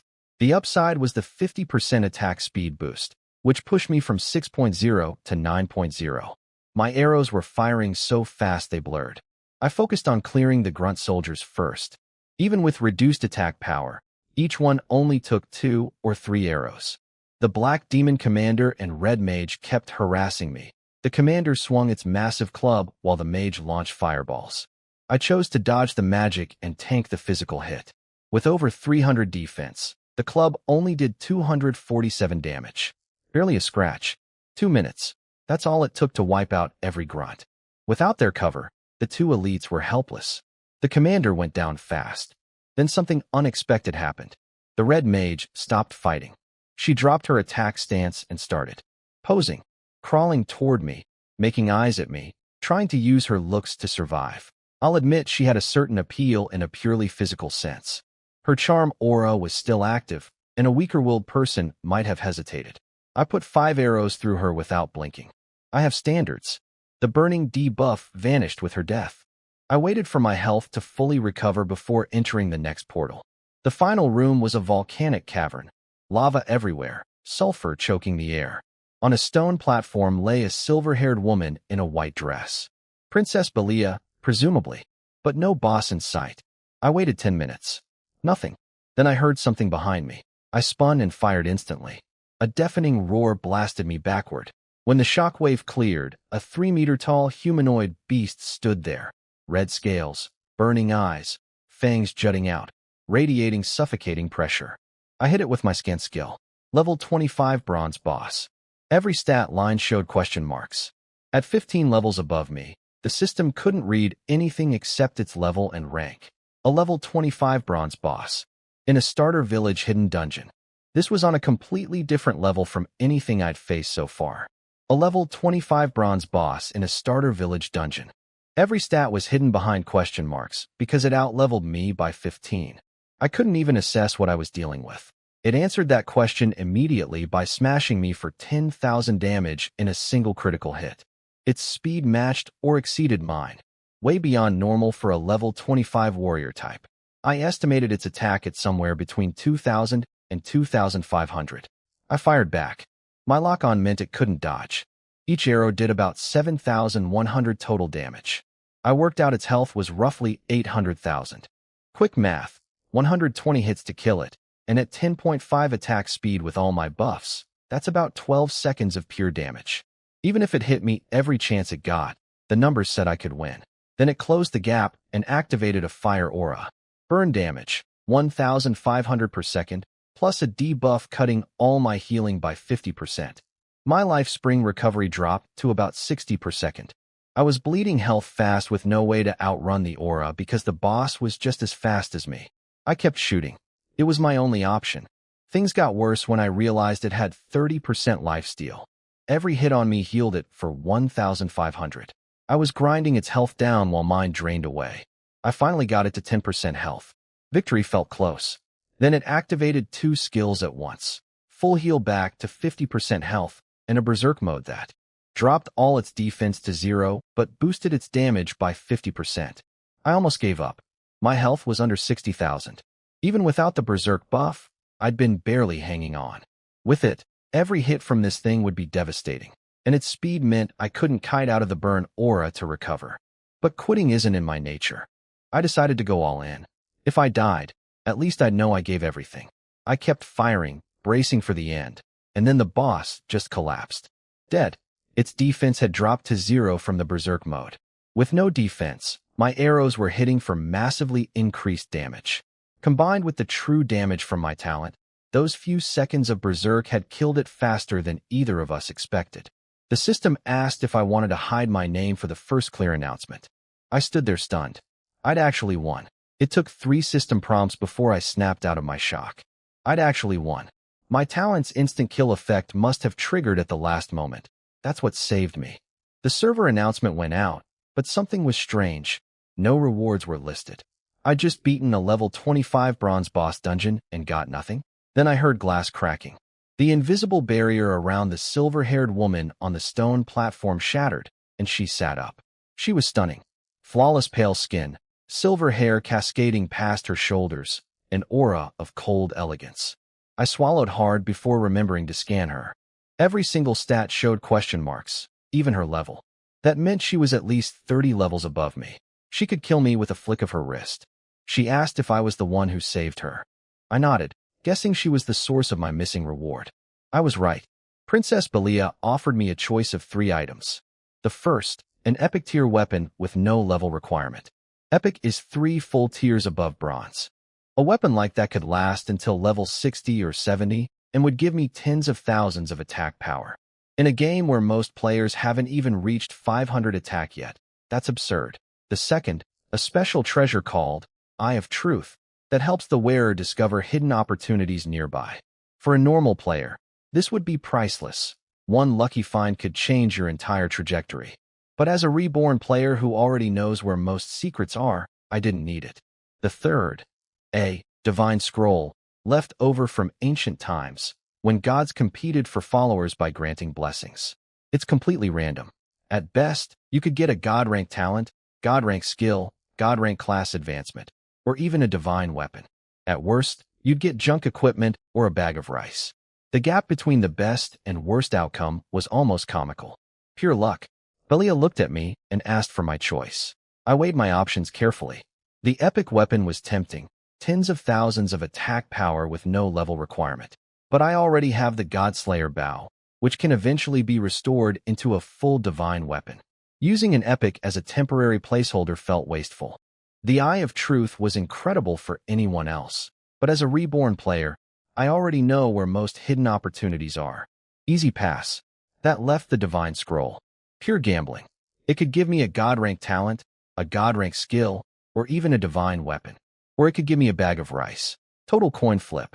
I chose the scroll. Belia looked surprised. Most people would take the guaranteed reward.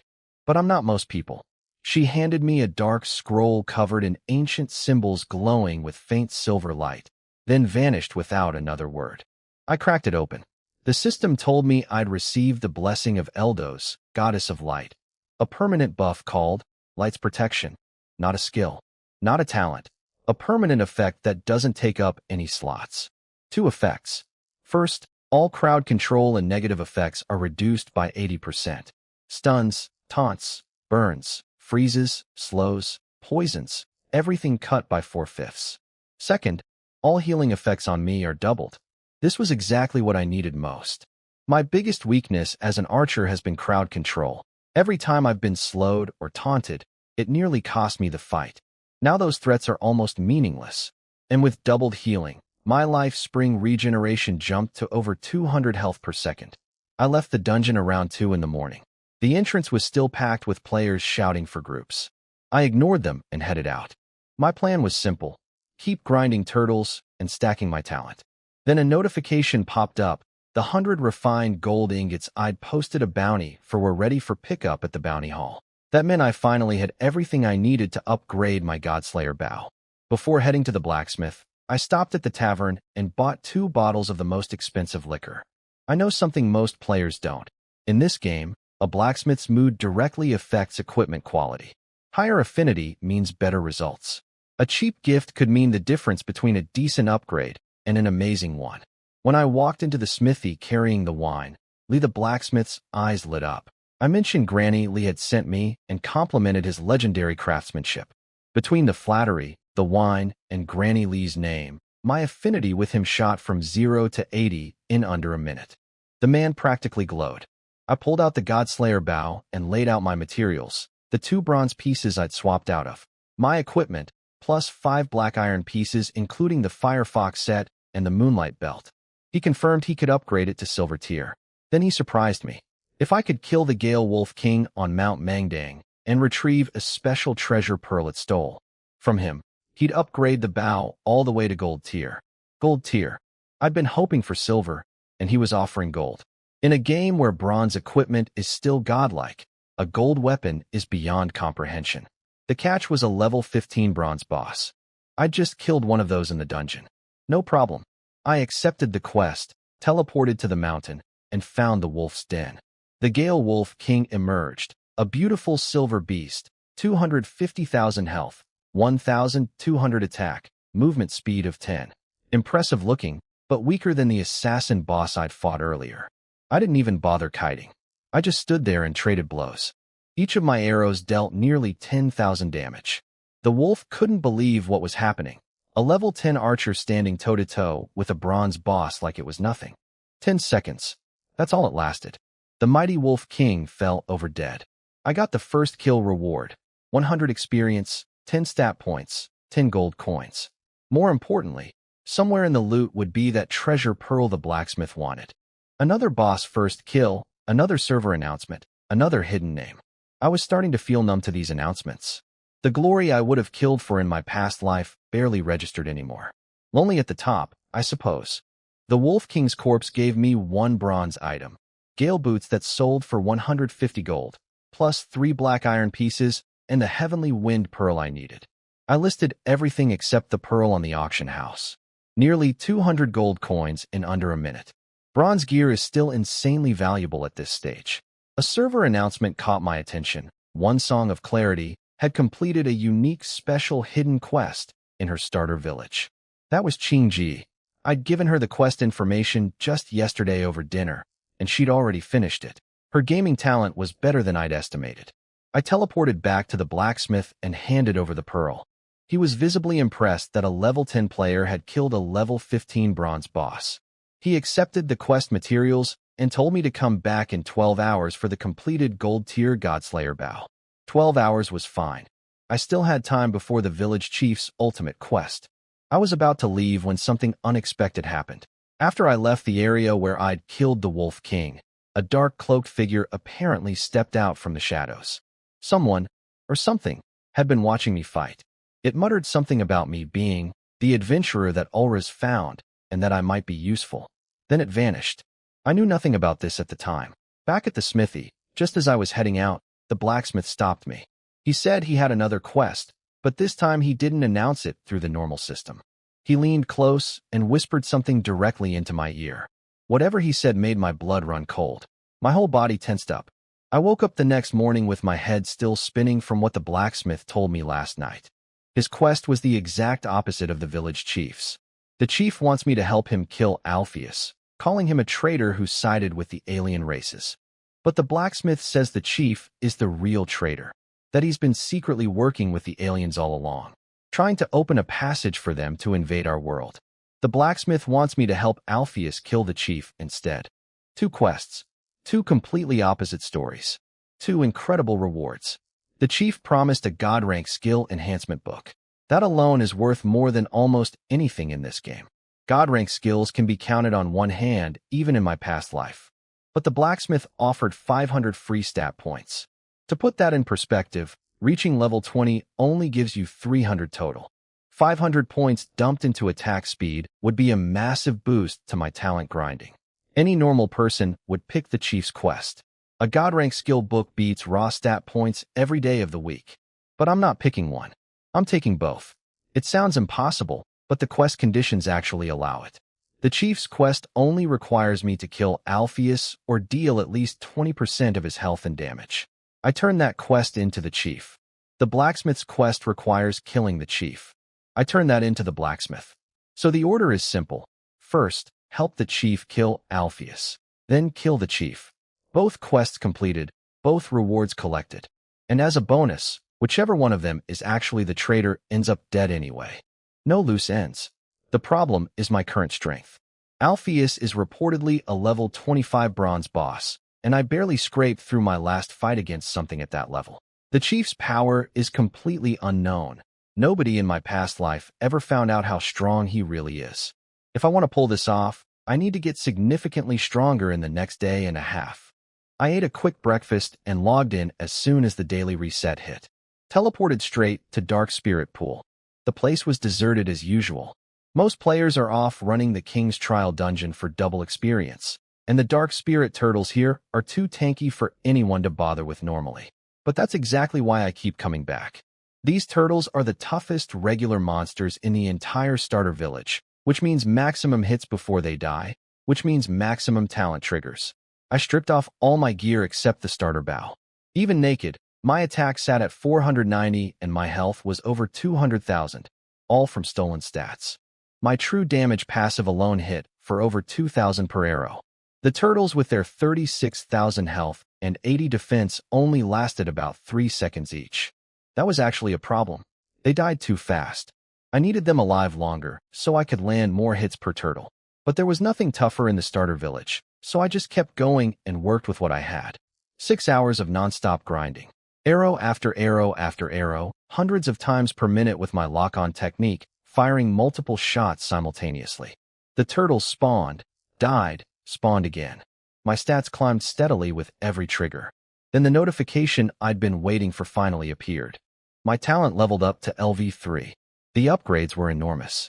The trigger chance doubled from 5% to 10%, meaning roughly 1 reward for every 10 hits. But the biggest change was a brand new addition to the loot table, a 0.1% chance to steal the target's talent. There, actual Awaken talent.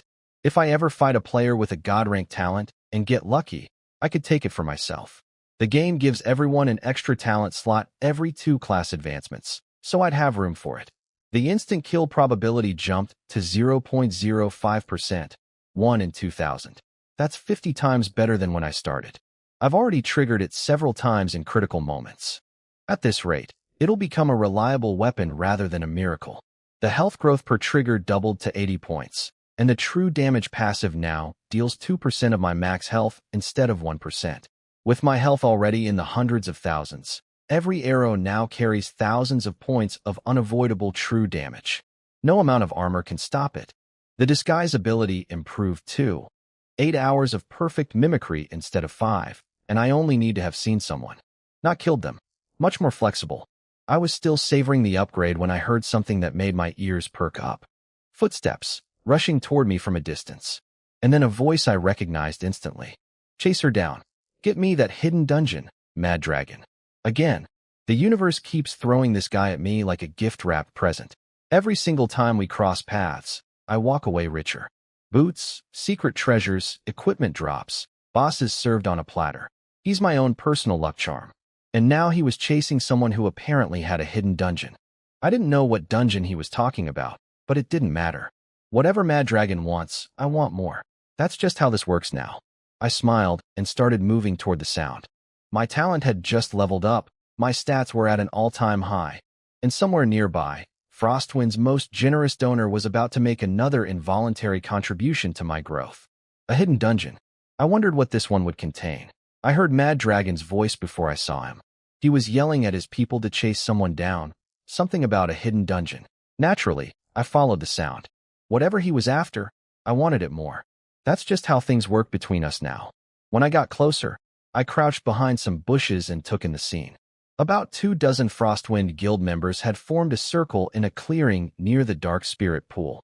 Trapped inside were 2 female players, a mage and a knight, both from a guild called Chaos. The mage's name was Chaos Ember, and the knight was Chaos Gentle Rain. They looked terrified. Mad Dragon stood at the front of the group. eyes crawling over the two women with an expression that made my skin crawl. He was demanding that the mage hand over a hidden dungeon scroll. His tone started out fake polite, the way a bully talks when he knows he's already won. Then it got worse.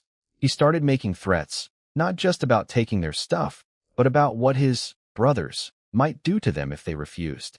His followers picked up on the cue immediately, making disgusting comments, acting like animals. A couple of them were literally drooling. The game has 95% sensory realism. Everything you feel and hear is almost indistinguishable from reality. The implications of what they were threatening were sickening. The night girl was shaking, close to tears, but she still positioned herself in front of the mage to shield her. She warned them that Chaos Guild wouldn't let this slide. But her voice cracked when she said it, and everyone could tell it was an empty threat in this moment. Nobody from Chaos was coming to save them right now. The two women were completely trapped. They couldn't use teleport scrolls because Mad Dragon had poisoned them with a damage over time skill, keeping them permanently in combat. They could kill themselves to escape, but the game's suicide mechanic strips you of everything you earned in the last 12 hours. Items, experience, levels, all of it. For the mage who'd just obtained a rare hidden dungeon scroll, that would mean losing everything she'd worked for. Mad Dragon knew all of this. He'd planned it perfectly, cut off every exit, and then squeezed. The mage, Chaos Ember, eventually made her decision. She told Mad Dragon she'd hand over the scroll, but warned him that if he or his people touched either of them, Chaos Guild would go to war with Frostwind. Her voice was steady when she said it, but I could see her knuckles were white around her staff. She was furious and humiliated, but she was choosing the lesser evil. Mad Dragon grinned and backed off the threats. He was satisfied. He admitted later, through his body language at least, that he'd only been bluffing about the physical stuff. Chaos Guild is the third strongest guild in the city, with deep roots and serious backing. Even his sister, the Frostwind president, wouldn't want to start a real war with them. But the intimidation had served its purpose. The mage pulled a golden scroll from her bag and threw it toward Mad Dragon. His eyes lit up like a kid on his birthday. He reached out to grab it midair. That's when I fired. One arrow, perfectly placed. It didn't hit Mad Dragon or the scroll itself. Instead, it threaded through the ribbon tying the scroll shut and pinned the whole thing to a bush several meters away, the arrow shaft still vibrating from the impact. The clearing went dead silent. Mad Dragon's hand froze in mid-reach. The smile melted off his face like wax. He turned slowly toward the direction my arrow came from, his expression darkening with every degree. I could practically see the vein throbbing in his forehead. I understood his frustration in a distant sort of way. These past 2 days had been nothing but humiliation for him. I'd stolen his boss kills, taken his secret treasure, killed his guild members by the dozen, and made him buy back his own equipment 3 separate times. He'd been slapped down by his own cousin in front of everyone. And now, just when he thought fortune had finally smiled on him again with this hidden dungeon scroll, another arrow came out of nowhere to ruin everything. He didn't know it was me yet. He thought it was some random nobody trying to play hero. That made him even angrier. He kicked a rock and started screaming, demanding that whoever shot the arrow come out and kneel. Said if they apologized nicely, maybe he'd let them live. One of his lackeys suddenly went pale. The guy's hand shot up, pointing behind Mad Dragon, and his voice came out shaking so badly he could barely form words. He was trying to say something about who was coming. Mad Dragon slapped him across the face and told him to stop panicking. Then a thought hit him. He froze. What kind of person would make his followers this scared? There was only one answer, and he knew it before he even turned around. He turned anyway, slowly, like a man who already knows what's waiting but can't stop himself from looking. I stepped out from behind the bushes at an unhurried pace. No rush. My name tag was blank as always, just an empty space above my head where an ID should be. The color drained from Mad Dragon's face so fast, it was almost comical. His legs gave out from under him, and he dropped, straight down onto the ground, sitting in the dirt, staring up at me with an expression caught somewhere between rage and raw terror. His voice cracked when he spoke. Hidden name. It's you again? I looked at him sitting there in the dirt, surrounded by his pack of degenerates, with 2 frightened women trapped in the middle of their circle. I looked at the scroll pinned to the bush by my arrow. I looked at the drooling idiots who'd been making threats about what they'd do to those girls. Then I smiled. Not because anything was funny, but because Mad Dragon had just handed me another gift, and he didn't even know it yet. Mad Dragon looked like he was about to cry. I almost felt bad for him. Almost. The guy had stumbled onto yet another lucky break, a hidden dungeon scroll, only for me to show up at the worst possible moment. Again, I swear the universe has a sense of humor about putting us in the same place at the same time. The second he saw me step out from the bushes, his legs gave out completely. He hit the ground like someone had cut his strings. But I'll give him credit for one thing. He recovered fast. Within seconds, he was screaming at his people to block me at any cost. 10,000 yuan per person, just for buying him 30 seconds. He wanted to grab the scroll and teleport out before I could reach him. His lackeys charged at me. Not because they were brave, but because the money was too good. 10,000 yuan for getting killed in a video game? Most of them would take that deal every single day. They came running with their weapons raised, yelling battle cries that sounded more like desperate prayers. I drew my bow and started firing. My damage output at this point was beyond anything these players could comprehend. With my talent at LV3 and all the stolen stats I'd accumulated, every arrow was a death sentence. One hit, one kill. No exceptions. The true damage passive alone, now at 2% of my total health, was doing nearly 5,000 per shot, completely ignoring their armor. White light erupted across the clearing like fireworks as player after player evaporated. The entire group of blockers was dead within seconds. Maybe 15 people, gone just like that. It wasn't even a fight. It was pest control. But while I was dealing with his human shields, Mad Dragon had been sprinting toward the scroll. He was fast. His fingers actually touched it. I saw the moment his hand closed around the golden parchment, saw the wild joy exploding across his face. He thought he'd made it. He hadn't. My arrow hit him a fraction of a second after his fingers made contact. The system registered the kill before it registered the pickup.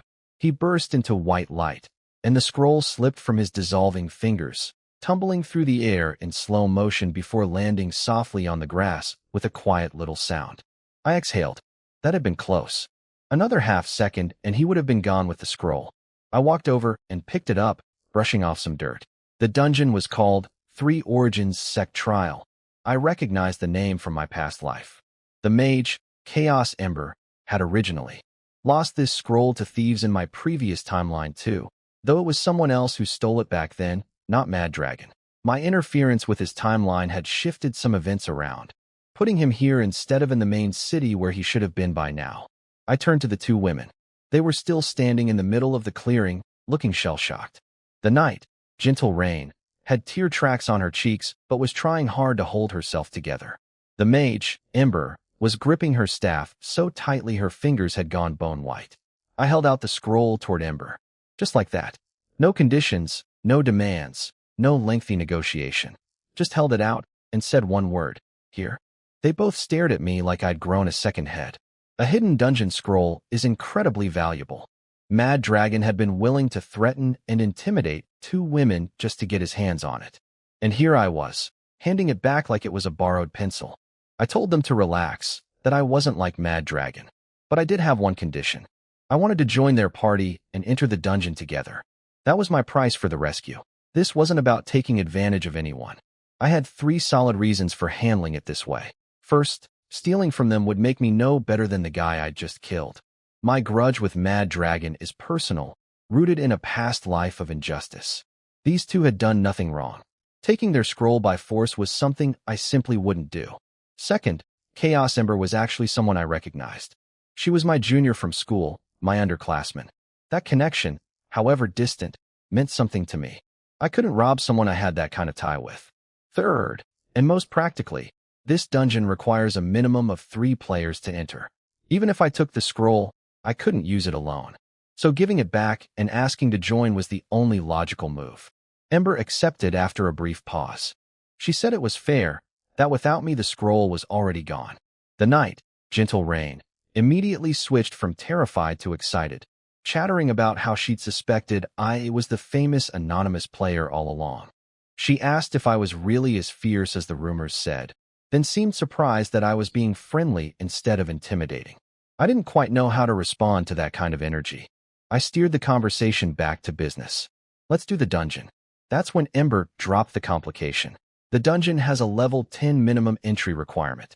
She was only level 5, and Gentle Rain was level 9. Neither of them could get in yet. Gentle Rain immediately suggested I help power level them. Ember offered to pay 10 gold coins per level. I did the math instantly in my head. My experience was completely useless to me since I'd hit the starter village cap. Any monsters I killed while grouped with them would funnel experience their way without costing me anything.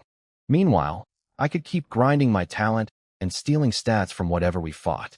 It was literally free money on top of what I was already doing. I agreed on the spot. This was the definition of a win-win situation.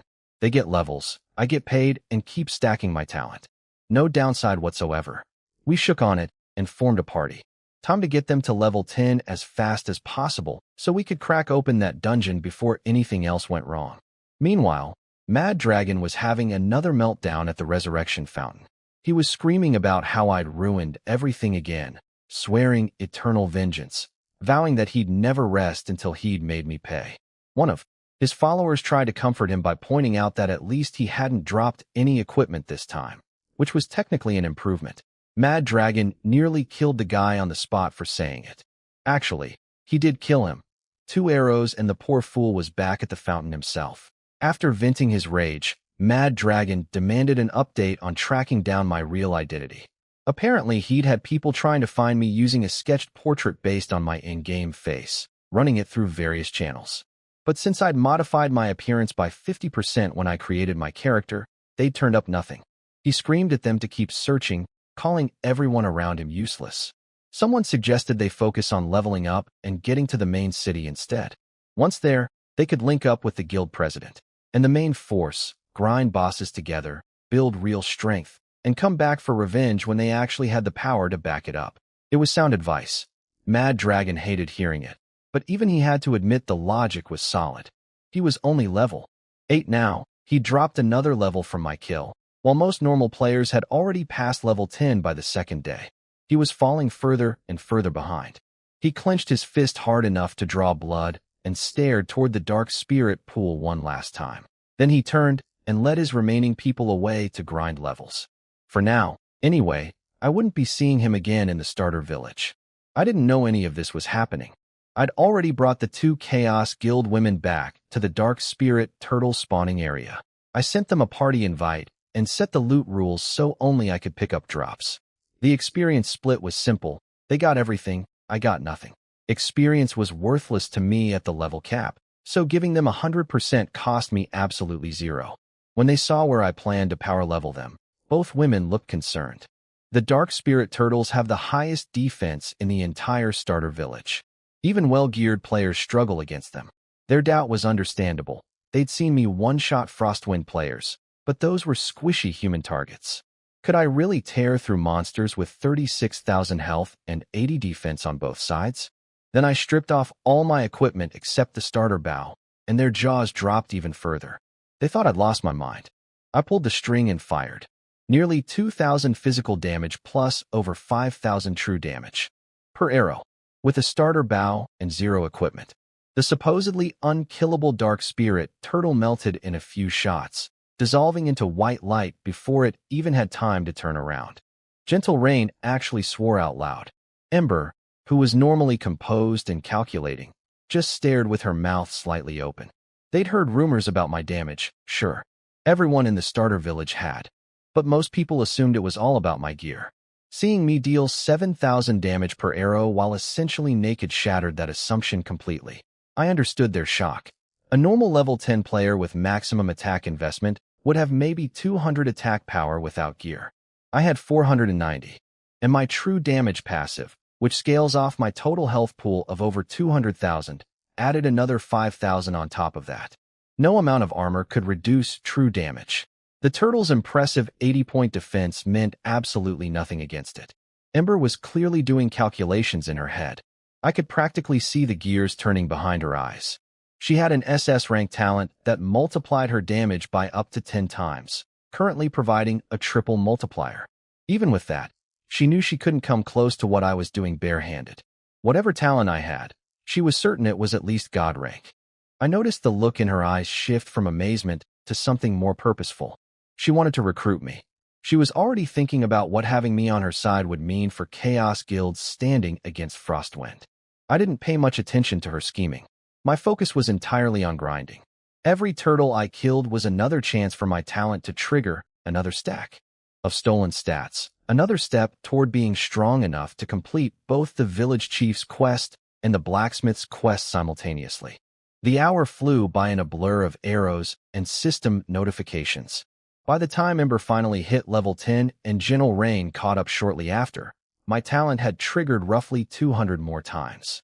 I'd pocketed 2 black iron equipment drops from the talent alone, sold a bunch of ordinary gear to the 2 women for about 50 gold coins total, and continued pushing my stats higher with every passing minute. The last trigger before we wrapped up was a sweet one, a black iron mage staff called Grand Sorcerer's Scepter with 300 magic power. Completely useless to me as an archer, but I posted its stats in the party chat and asked Ember if she wanted it. Her eyes lit up immediately. 30 gold coins, done. Fair price for both of us. Just as we completed the transaction, a server announcement echoed overhead. Frostwind's president, Listening Zither, had killed another boss in the main city, a black iron monkey king of some kind. Another first kill for Frostwind Guild. Gentle Rain immediately pouted, grumbling about how annoying it was that Frostwind kept getting stronger. Ember's expression tightened too. Chaos and Frostwind are rivals, and every boss kill Frostwind secured widened the gap between them. I didn't care. Black Iron boss rewards were pocket change to me now. My sights were set on bronze tier and above. Nothing less would move the needle at this point. The village chief's ultimate quest waited in roughly 24 hours, and the target was a level 25 bronze boss backed by a village chief of unknown, possibly terrifying strength. I needed every scrap of power I could get before then. I shook off the distraction and looked at the 2 women, who were now both level 10 and buzzing with anticipation. Their eyes were bright with excitement about the hidden dungeon, completely unaware of the scale of challenges I was privately preparing for. I checked my gear, checked my stats, and nodded toward them. You're both level 10 now. Let's get started. Ember crushed the dungeon scroll in her hand.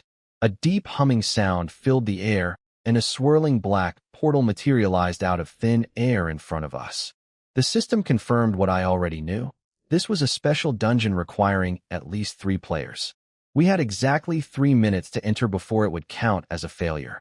I told them to move. No point standing around when every minute counts in these early days. Both women nodded quickly and followed me into the vortex without hesitation. Whatever nervousness they felt, they kept it to themselves. Good. I appreciated people who didn't waste time with unnecessary chatter. On the other side, we found ourselves standing in front of 4 glowing doors, each corresponding to a difficulty level. Gentle Rain asked which one we should pick, deferring to me since I was obviously the one carrying the team's combat power. I didn't even pause to think about it. Hell difficulty. With my current stats, anything less would be a waste of time and potential rewards. I pushed open the door marked with those 2 characters, and reality twisted around us again. When my vision cleared, we were standing in an open courtyard in front of what looked like an ancient sect's temple complex. Stone buildings, worn pillars, carved steps. The kind of place you'd see in a martial arts story. Everything was eerily quiet. No monsters in sight, no movement, not even wind. Gentle Rain looked around with wide eyes, confused by the absence of enemies. She asked why there was nothing to fight. I didn't answer because I already knew the answer wouldn't comfort her. In my experience, the quieter a place looks, the more dangerous it actually is. The calm before the storm is never really calm. Something was waiting. I was right.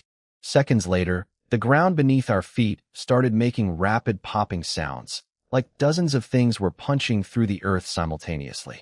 I shouted a warning, but the 2 women had almost 0 combat reflexes. Before they could react, damage numbers were already floating above their heads. Ember took over 300 damage, which would have killed her outright if she hadn't been wearing the equipment she bought from me during our leveling session. Even Gentle Rain, who had slightly better survivability as a knight, lost a chunk of health. Sandworms. Brown armored creatures about 1 meter long, with rows of tiny razor teeth grinding against each other and red compound eyes locked onto us with mindless hunger. About 20 of them had burst from underground in a coordinated ambush. They were level 10 ordinary monsters, not particularly strong individually, but their sneak attack capability made them genuinely dangerous for unprepared players. A normal group would have been in serious trouble. I was not a normal group. I fired my bow. 1 arrow per worm, each dealing around 6,000 damage.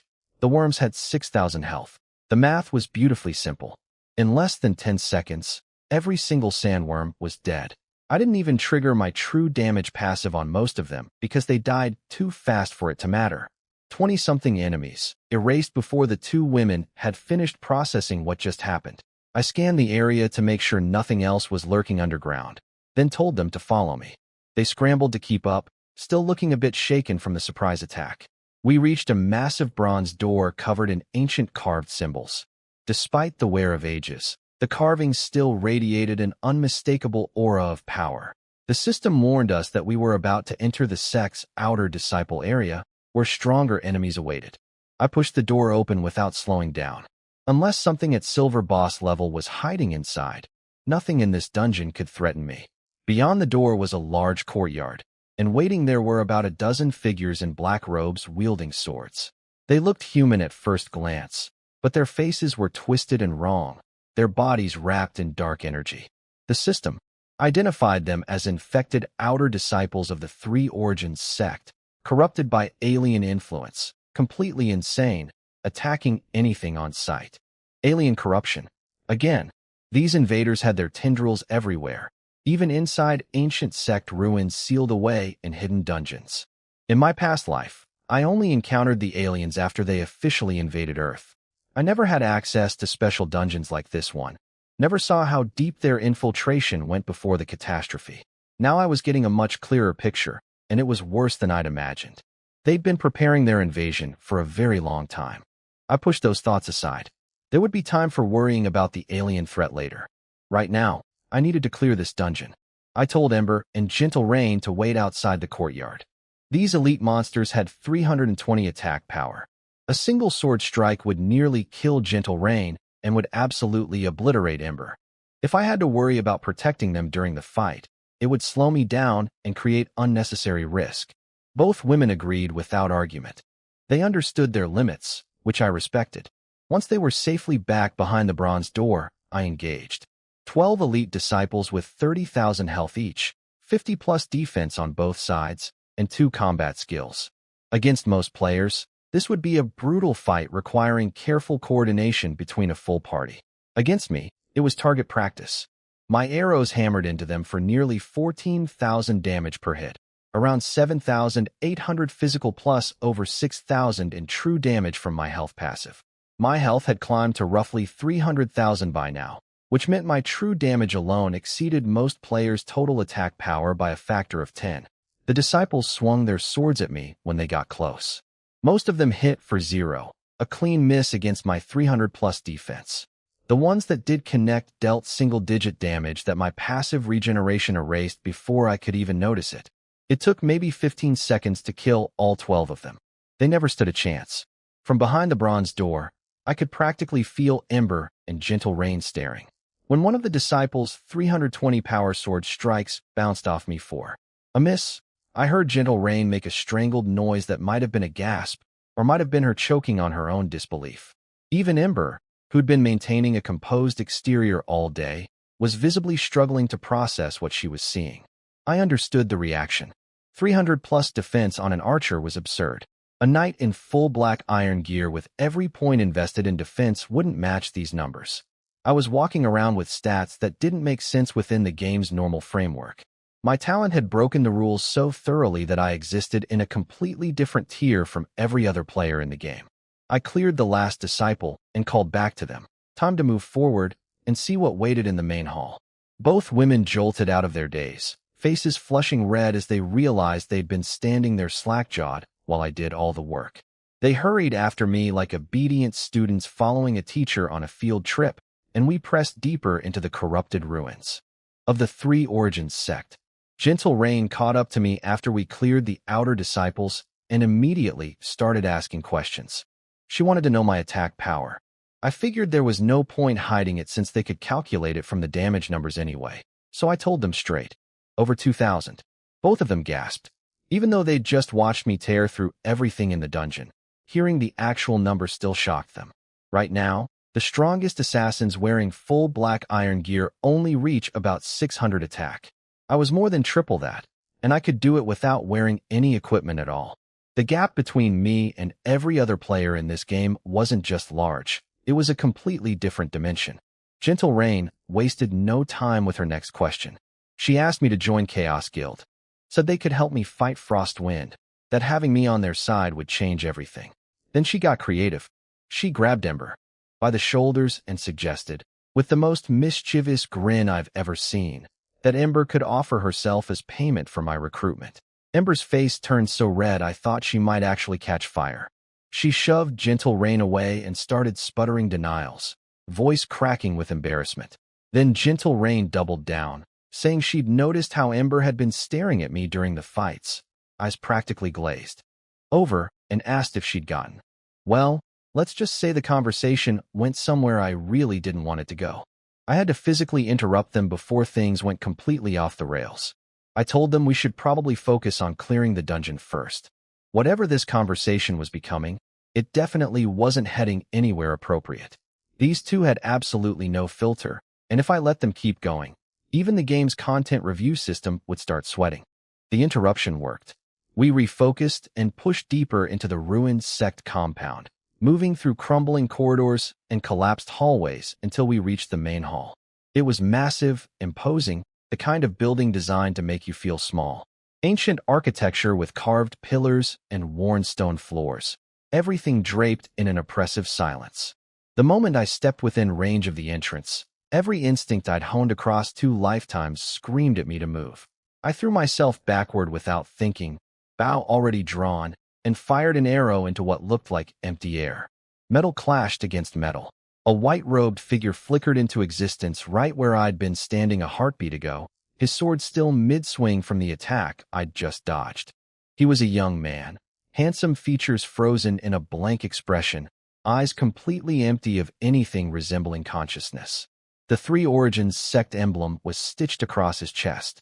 He'd been hiding in plain sight using a concealment technique, the same kind the assassin boss had used in the King's Trial dungeon. Ember and Gentle Rain both yelped in shock behind me. If I hadn't sensed him and reacted when I did, that sword would have caught me clean. And if it had been aimed at either of them instead, they would have died instantly. I checked his stats. A level 15 bronze boss, the sect's outer gate senior disciple, someone named Han Zhao. 300,000 health, 1,200 attack, 200 defense on both sides, movement speed of 10. He had 5 skills including concealment, and a super armor ability that prevents interruption. His stats were close to the assassin boss from the King's Trial, maybe slightly below in raw damage, but compensated by higher defense and more versatile skills. This was only a mid-dungeon boss. If the difficulty was already at this level, the final boss would be something truly dangerous. No wonder the system required a minimum of 3 players to enter. For normal groups, even reaching this point on hell difficulty would be nearly impossible, and they'd still have whatever came after to deal with. But this boss wasn't a threat to me. Not even close. My stats dwarfed his in every category. I told the 2 women to fall back to a safe distance and engaged. I activated lock-on. 6 arrows per volley, each one guaranteed to hit regardless of his speed. Physical damage around 7,800 per arrow, plus over 6,000 in true damage from my health passive. Every volley stripped away nearly 80,000 health. The boss tried to close the distance, using his movement speed of 10 to rush me, but I was faster. My positioning was precise, my footwork refined across 2 lifetimes of combat experience. He couldn't touch me. In under 30 seconds, he was at critical health. Not once during the entire fight did he land a single hit on me. A bronze boss with 10-point movement speed, completely shut out by superior speed and perfect kiting. From behind the safe line, I could tell the 2 women were losing their minds. Watching me obliterate ordinary monsters was one thing. Seeing me toy with a level 15 bronze boss like it was a training dummy was something else entirely. Gentle Rain looked like her legs might give out. She muttered something to Ember about how, for the sake of their guild, Ember really should consider making the ultimate sacrifice and pursuing me romantically. She was only half joking. Ember ignored the comment. but I noticed she'd opened her recording function and was capturing the entire fight. When Gentle Rain spotted the recording and made another inappropriate joke about what Ember planned to do with the footage late at night, Ember shot back that she was sending it to her brother and the guild leadership. Smart move, honestly. A video like this would tell Chaos Guild's decision-makers everything they needed to know about my value as a potential ally. I didn't know about any of their scheming behind me. My attention was entirely on the fight. The final arrow struck home. Han Zhao let out one last frustrated roar before dissolving into black smoke. Unlike the corrupted disciples who simply died, his disappearance felt different, more like a release than a destruction. The alien corruption had been controlling him, trapping him in his own body, and killing him had set him free. The system confirmed it. A notification told me that I'd granted the senior disciple his liberation, and as thanks, I received a special item, his personal jade pendant. I didn't know what it did yet, but special items from grateful NPCs are never worthless. In this game, gratitude from the dead tends to carry weight. I picked up the jade pendant and turned toward the deeper sections of the sect. Whatever the final boss was, it was waiting somewhere ahead, corrupted and dangerous and probably much stronger than anything we'd faced so far. I waved the two women forward. Time to keep moving. The senior disciple dropped a special item when he died, a jade pendant. I checked its description, but it only said it might give me an unexpected surprise. Vague and unhelpful, but special items always have a purpose, so I tucked it into my bag and moved on. I told Ember and Gentle Rain to stay outside the main hall. At this point, their only real function was opening the dungeon. In terms of combat contribution, calling them mascots would be generous. Any boss waiting inside a room guarded by a level 15 bronze boss would be far beyond what they could survive. One stray hit, and either of them would be dead instantly. I pushed open the heavy stone doors. They groaned with a sound that echoed through the chamber. Inside, the hall was surprisingly well lit, dozens of candles flickering along the walls. Not the dark, oppressive atmosphere I'd expected. On a cushion near the center sat an old man in black robes, eyes closed, completely motionless. He looked dead. I threw a scan at him. Nothing came back. Not question marks like when something outlevels you. Literally nothing. The skill just failed entirely. In this game, scan works on everything, even targets 100 levels above you. The only explanation was that the old man wasn't alive. He wasn't the boss. He was just a corpse sitting on a cushion. The real attack came from behind. Something whistled through the air toward the back of my skull. 2 lifetimes of survival instinct kicked in before my brain finished processing the sound. I twisted and fired blindly. My arrow clanged off something metallic, and the impact gave me just enough force to throw myself backward and create distance. The attacker materialized from thin air. Another old man, but this one was horrifying. Gray robes, skin like cracked bark, features twisted into something that belonged in a nightmare. His entire body radiated dark, dead energy. If Ember or Gentle Rain saw this face, they'd probably scream and log off. But what truly alarmed me wasn't his appearance. It was the damage, or rather, the complete lack of it. My arrow, backed by over 2,500 attack power, had dealt 0 physical damage. Only my true damage passive connected, hitting for about 6,000. Against a target I couldn't even dent with raw attack power. That was deeply concerning. I scanned him immediately. 3 Origins Sect Outer Gate Punishment Elder, Tian Fu. Level 20 Bronze Boss. And then I saw his defense stats, and my stomach dropped. 2,700. Physical and magical defense, both at 2,700. That was why my attack bounced off like a pebble against a mountain. My entire 2,500 attack power was completely negated by his armor. Not reduced, not mitigated, completely nullified. I couldn't deal a single point of normal damage to this thing. His health was even more absurd. 1 million. A full 1,000,000 hit points on a level 20 bronze boss inside a starter village dungeon. This was supposed to be content for level 10 players. What kind of sadistic developer designed this? Any normal player entering this room would face an enemy they literally cannot damage. 500 attack against 2,700 defense means every single hit reads 0. You could swing at this boss for an hour straight and never scratch him. It would be like punching a steel wall with your bare hands and expecting it to crumble. But I'm not a normal player. I have true damage, and true damage ignores all armor.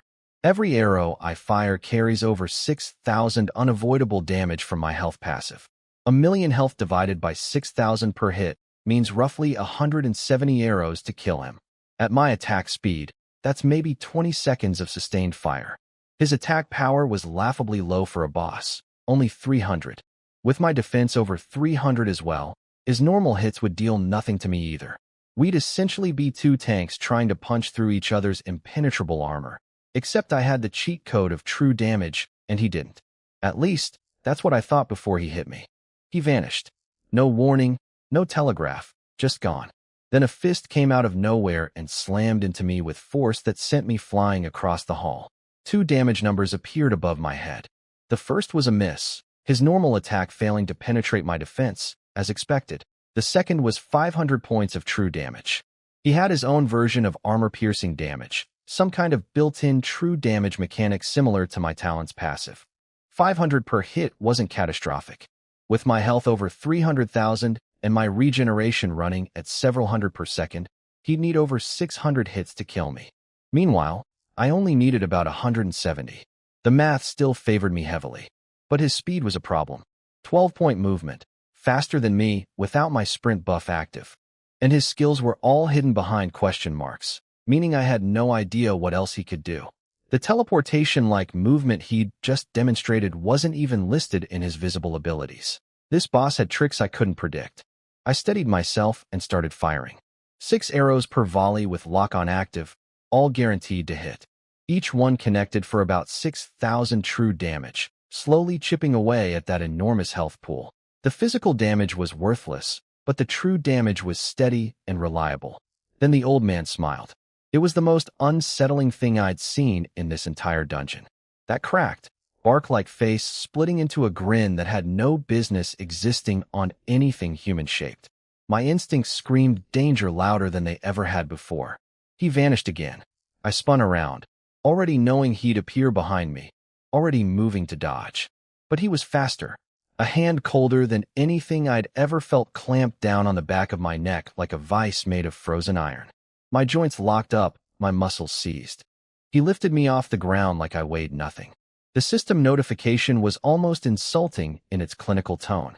I'd been grabbed by the Punishment Elder's slam technique. 3 seconds of complete immobilization. 3 seconds doesn't sound like much. But when you're dangling in the grip of a 1,000,000 health boss with unknown skills and you can't move a single muscle, 3 seconds feels like an eternity. My bow hung uselessly at my side. My legs kicked at empty air. And somewhere behind that nightmare face, the Punishment Elder's empty eyes stared into mine with absolutely nothing behind them.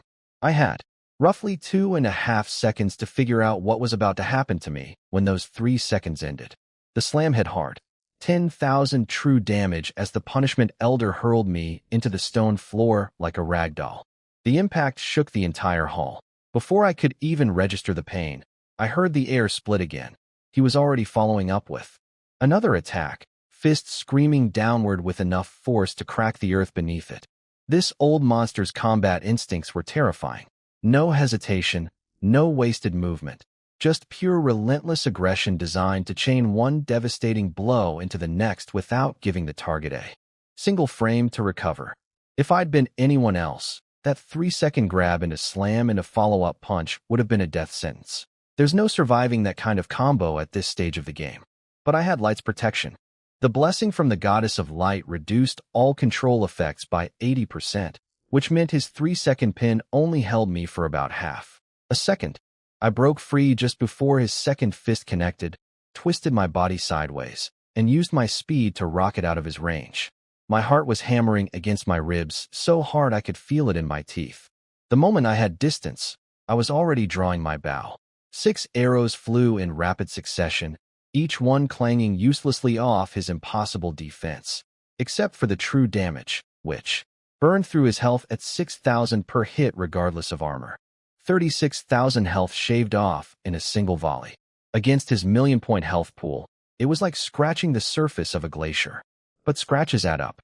His skills had cooldowns. That was the key insight. When his grab combo was available, he was genuinely dangerous. Fast enough to catch me, strong enough to immobilize me, and his follow-up true damage was no joke. But between cooldowns, he was just a very tanky punching bag that I could kite from a safe distance. I settled into a rhythm. Fire 6 arrows, dodge when he charges, fire 6 more. My life spring regeneration, doubled by Light's protection, was pumping out over 300 health per second. His periodic true damage hits during close encounters barely dented my reserves. As long as I stayed disciplined and didn't get caught by his grab again, this fight was mathematically in my favor. Then he activated something new. A shockwave of pressure exploded outward from his body. The system told me he'd unleashed something called dragon pressure, a gravity-based field that reduced my movement speed and attack speed by 50%, while dealing continuous damage of 200 per second. Without Light's protection cutting the control effect by 80%, the slowdown would have been absolutely crippling.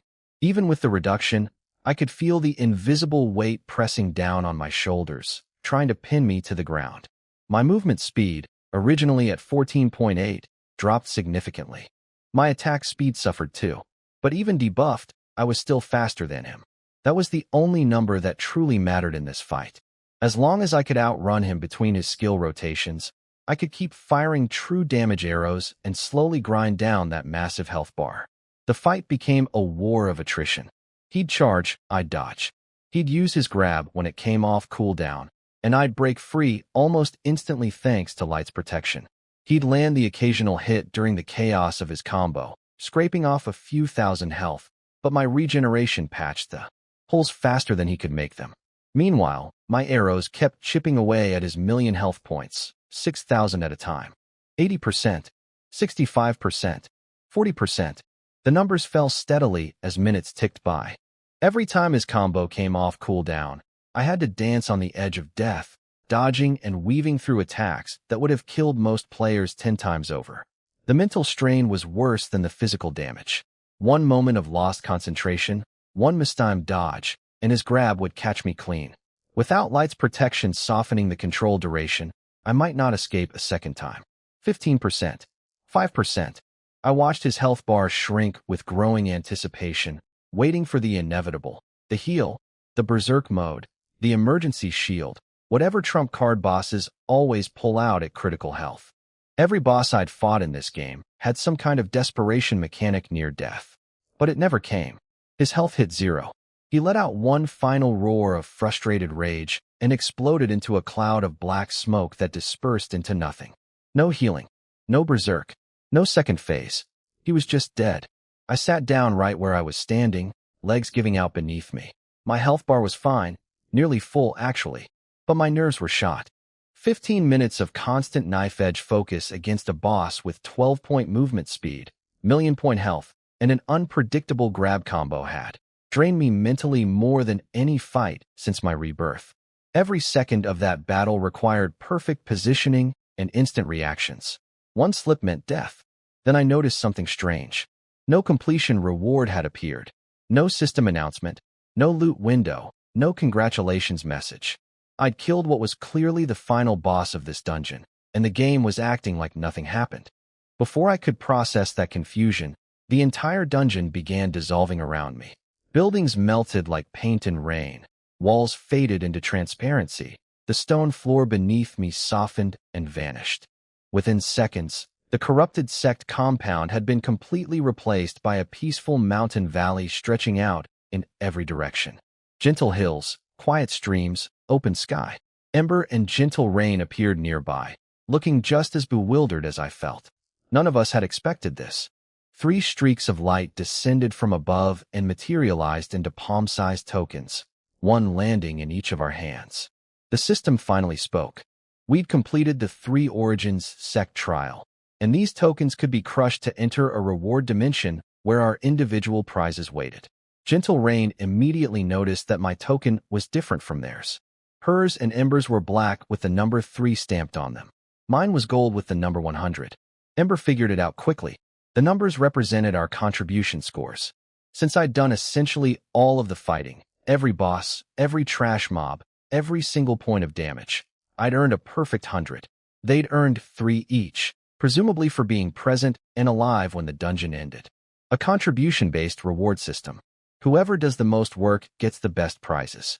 Fair, logical, and exactly the kind of design that rewards individual strength over simply showing up. I appreciated the elegance of it.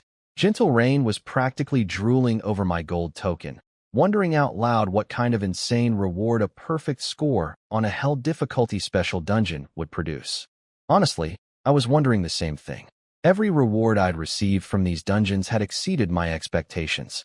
A perfect 100 on this one could be something truly game-changing. Ember suggested we claim our rewards before doing anything else. No point in delaying when anticipation was eating all three of us alive. I looked down at the gold token in my palm. It felt warm, almost alive, pulsing with a faint energy that tingled against my skin. Whatever was waiting inside that reward dimension, I had a feeling it would be worth every second of the grueling fight I'd just survived. I crushed the token without hesitation. The token shattered in my hand, and the world spun around me. When my feet found solid ground again, and I opened my eyes, I was standing on top of a sea of clouds. Actual clouds, rolling and churning beneath me like ocean waves made of white mist. The sky stretched endlessly in every direction, empty and vast and impossibly beautiful. Then I saw it. Moving through the clouds ahead of me, a massive shadow was slowly circling. I squinted through the mist, and my blood went cold. Twin horns on its head, a serpentine body longer than anything I could measure. Jaws like a crocodile, claws like an eagle. Scales that caught light that shouldn't exist in a place like this. A dragon. An actual dragon. I knew dragons existed in this game. They're spoken of in legends, whispered about in lore entries, referenced as the most powerful beings in existence. But nobody had ever seen one. Not in my past life. Not in anyone's past life. They were myths within a myth. And here one was, swimming through clouds like a fish through water, close enough that I could count individual scales if my hands would stop shaking long enough to focus. My legs moved backward on their own. Every survival instinct I developed across 2 lifetimes was screaming at me that I was in the presence of something that existed on a completely different plane of power. This wasn't like facing a boss or fighting other players. This was standing in front of a natural disaster and hoping it didn't notice you. It noticed me. A voice drifted down from the clouds. Casual and amused, like someone greeting an old friend at a coffee shop rather than addressing an insect that had wandered into a god's living room. The dragon said it had been waiting for someone to arrive for quite some time. Tens of thousands of years, in fact. The enormous shadow contracted, shrinking impossibly fast. Within seconds, the dragon that had filled half the sky condensed into a single human figure, a handsome middle-aged man wearing simple green robes. He looked like he belonged in an ancient cultivation novel, not in this game. But I knew better. The game world is made up of countless connected planes of existence. The continent we play on is essentially a hub linking different dimensions together through special dungeons. That's the real meaning behind the game's name. Beneath the gods, these dungeons aren't just challenge rooms. They're doorways to other worlds. The man walked toward me. He was smiling pleasantly, radiating no detectable energy whatsoever. But my spine felt like it had been replaced with a column of ice. The pressure coming off him wasn't magical or physical. It was existential. The feeling a bug gets when a boot hovers overhead. I had absolutely zero doubt that this being could erase me from existence with less effort than it takes to blink. I bowed immediately and introduced myself as respectfully as I knew how. When you're standing in front of something that's lived for tens of thousands of years and can turn into a dragon, manners aren't optional. They're survival strategy. He introduced himself as Long Yuan, though most people apparently called him Tian Yuan Zi. He told me not to be so stiff. I'd earned the right to be here by passing his trial. Then his eyes narrowed slightly as he looked at me more carefully, and he said something that caught me off guard. He mentioned that I was carrying a remarkable treasure on my person, and that it explained how I'd made it this far. A treasure? I immediately thought of the Godslayer bow, but that's damaged and nowhere near its full power. What else could he possibly be referring to? Before I could ask, he waved the question away, saying I'd figure it out on my own eventually. Thousands of years old and still cryptic. Some things never change regardless of the species. Then he got down to business. 3 rewards, pick one. Same format as Princess Belia's offer, except this time I could actually sense what was inside each glowing orb before choosing. He was letting me peek at the merchandise before buying. Generous, for a dragon. The first option, floating in a sphere of black light, was something called the gravity peak, a special equipment piece with no class or level restrictions. When activated, it creates a gravity field around me that reduces every enemy's attack speed and movement speed by 80%. 80%, and it ignores all forms of control immunity. Nothing can resist it. On top of the slowdown, it triples my own regeneration speed and boosts my movement by 20% while active. The energy cost is just 1 point per second with no cooldown. For an archer like me, this was a dream item. My biggest recurring problem has been fast enemies closing the distance. Assassin-type bosses, high-speed monsters, players with gap-closing skills. All of them become threats when they get into melee range. This device would turn any approaching enemy into a crawling turtle while I pumped arrows into them from a comfortable distance. I wouldn't even need to kite anymore. Just stand still, activate the field, and shoot. The second option was a red flame called Explosive Blaze. It had two effects, a 20% boost to alchemy success rates, and an attack enchantment that adds burning true damage, equal to 2% of my maximum attack power, stackable up to 5 times. Both effects were powerful in their own right. The alchemy bonus would make any aspiring potion maker obscenely rich, and the true damage burn would significantly boost sustained damage output. But neither effect fit my build. I had no plans to become an alchemist. That profession prints money but devours time, and time is the one resource I absolutely cannot waste before the catastrophe hits. As for the burning damage, while nice on paper, my existing true damage from my health passive already far exceeded what this burn could add. It would be a marginal improvement at best. The third option sat in the center, wrapped in blue-green light. The prime position. In my experience, when someone arranges 3 choices and places one in the middle, that's the one they consider most valuable. A dragon who's lived for 10,000 years probably follows the same instinct. I focused my senses on the blue-green orb, reaching in with my awareness to identify what was hidden inside. Whatever it was, I expected it to be extraordinary. The gravity field had already set an incredibly high bar. The centerpiece would need to surpass even that. I held my breath and looked. I pushed my awareness into the blue-green orb and found an ancient book inside. Dark teal cover, with 3 characters written across the front in bold, sweeping strokes. Dragon Transformation Art. The system translated its contents directly into my mind. 3 effects.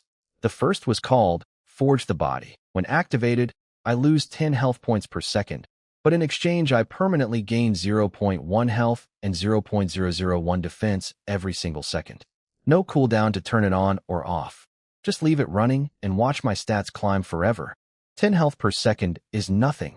My life spring regeneration alone covers that many times over. But the gains add up fast. In 1 day of continuous use, I'd gain 7,200 permanent health. A knight with the best health scaling in the game would need 72 free stat points to match that. I'd get it for free just by being online. The second effect was Dragon Transformation. Every 10 levels, I can choose one body part to strengthen with dragon scales. Each strengthened part reduces incoming damage to that area by 20% plus 3% for every other part I've already enhanced. So the more parts one upgrade, the stronger each one becomes. By the time I've covered my whole body, the damage reduction would be massive. This is long-term power that keeps growing as I level up, which is exactly my kind of ability. The third effect was Dragon's Might. When activated, it creates a domain around me with a radius equal to my level times 5. Every enemy inside gets their attack speed and movement speed reduced by 10%, plus an additional 1% for every level. They are below me. So if I'm level 50 fighting level 30 enemies, they'd lose 30% on top of the base 10. That's a 40% slowdown across a 250-yard area. Not as extreme as the Gravity Peak's 80% reduction, but it covers a much larger zone and scales with my level advantage. I nearly cursed out loud. This thing was practically a god-rank talent disguised as a technique. The passive health and defense growth alone would make it invaluable, but combined with the scaling damage reduction and the area debuff, it was the complete package. No wonder it sat in the center position. This was clearly the crown jewel of the 3 options. Now I understood why that punishment elder in the dungeon had such ridiculous defense and health. He must have practiced something similar to this technique for decades or centuries. His 2700 defense and million health points weren't just boss scaling. They were the result of a cultivation method like this one, taken to its extreme over a lifetime. The gravity peak was incredible. I genuinely wanted it. An 80% speed reduction field that ignores all immunity would solve every close-range problem I'd ever face. But the dragon transformation art offered something the gravity peak couldn't: permanent, infinite growth. The peak was a powerful tool. The art was a foundation for unlimited power. For someone with my talent, which already specializes in endless stat accumulation, adding another source of permanent growth was simply too perfect to pass up. The explosive blaze wasn't even in the running. Good for alchemists and decent for damage dealers. But I'm neither an aspiring potion maker nor someone who needs marginal damage boosts. My existing true damage already dwarfs what that burn effect could provide. I told Long Yuan my choice without hesitation. Dragon transformation art. He chuckled and called me perceptive. Then his tone shifted, and he added a warning that carried real weight behind the casual delivery. He said that since I'd accepted his inheritance, I'd better not slack off. When we meet again, and he said when, not if, he expected me to have reached a certain standard. If I hadn't, he'd take everything back. That caught my attention on multiple levels. First, the casual mention of meeting again implied this dragon was still alive somewhere. He'd been waiting for tens of thousands of years, yet he spoke about a future encounter as though it were a certainty. Second, his confidence that I would reach his level eventually suggested he could see potential in me that I couldn't fully grasp myself. And third, the threat of taking back the inheritance meant this wasn't a gift, it was an investment. He expected returns. He flicked his finger, and the blue-green orb floated into my hands, transforming into the physical book. I absorbed it through the system immediately. No point in ceremony when power is on the table. The system asked me to choose which body part to enhance first. I'd reached level 10, which meant one enhancement was available. The options included head, torso, both arms, both legs, neck, hands, and feet. I chose torso without thinking twice. The torso protects the heart. Right now the game doesn't have a weak point damage system, but I know from my past life that when the game merges with reality, that changes. Targeted attacks to vital areas become devastatingly effective. Protecting my core first was the only logical choice. The moment I selected it, a tingling sensation exploded across my chest and back. I looked down and watched in fascination as golden light writhed beneath my skin like living things, weaving and overlapping until layers of something hard and crystalline pushed through the surface. Dragon scales. Actual dragon scales, golden and dense, covering my entire torso in an armor that felt like it had always been part of me. The defense numbers on my stat sheet didn't change, but I could feel the difference. My body's ability to absorb impact had jumped dramatically. This wasn't just stat padding, it was a fundamental physical transformation. The scales were real, solid, and mine. I immediately willed them to hide.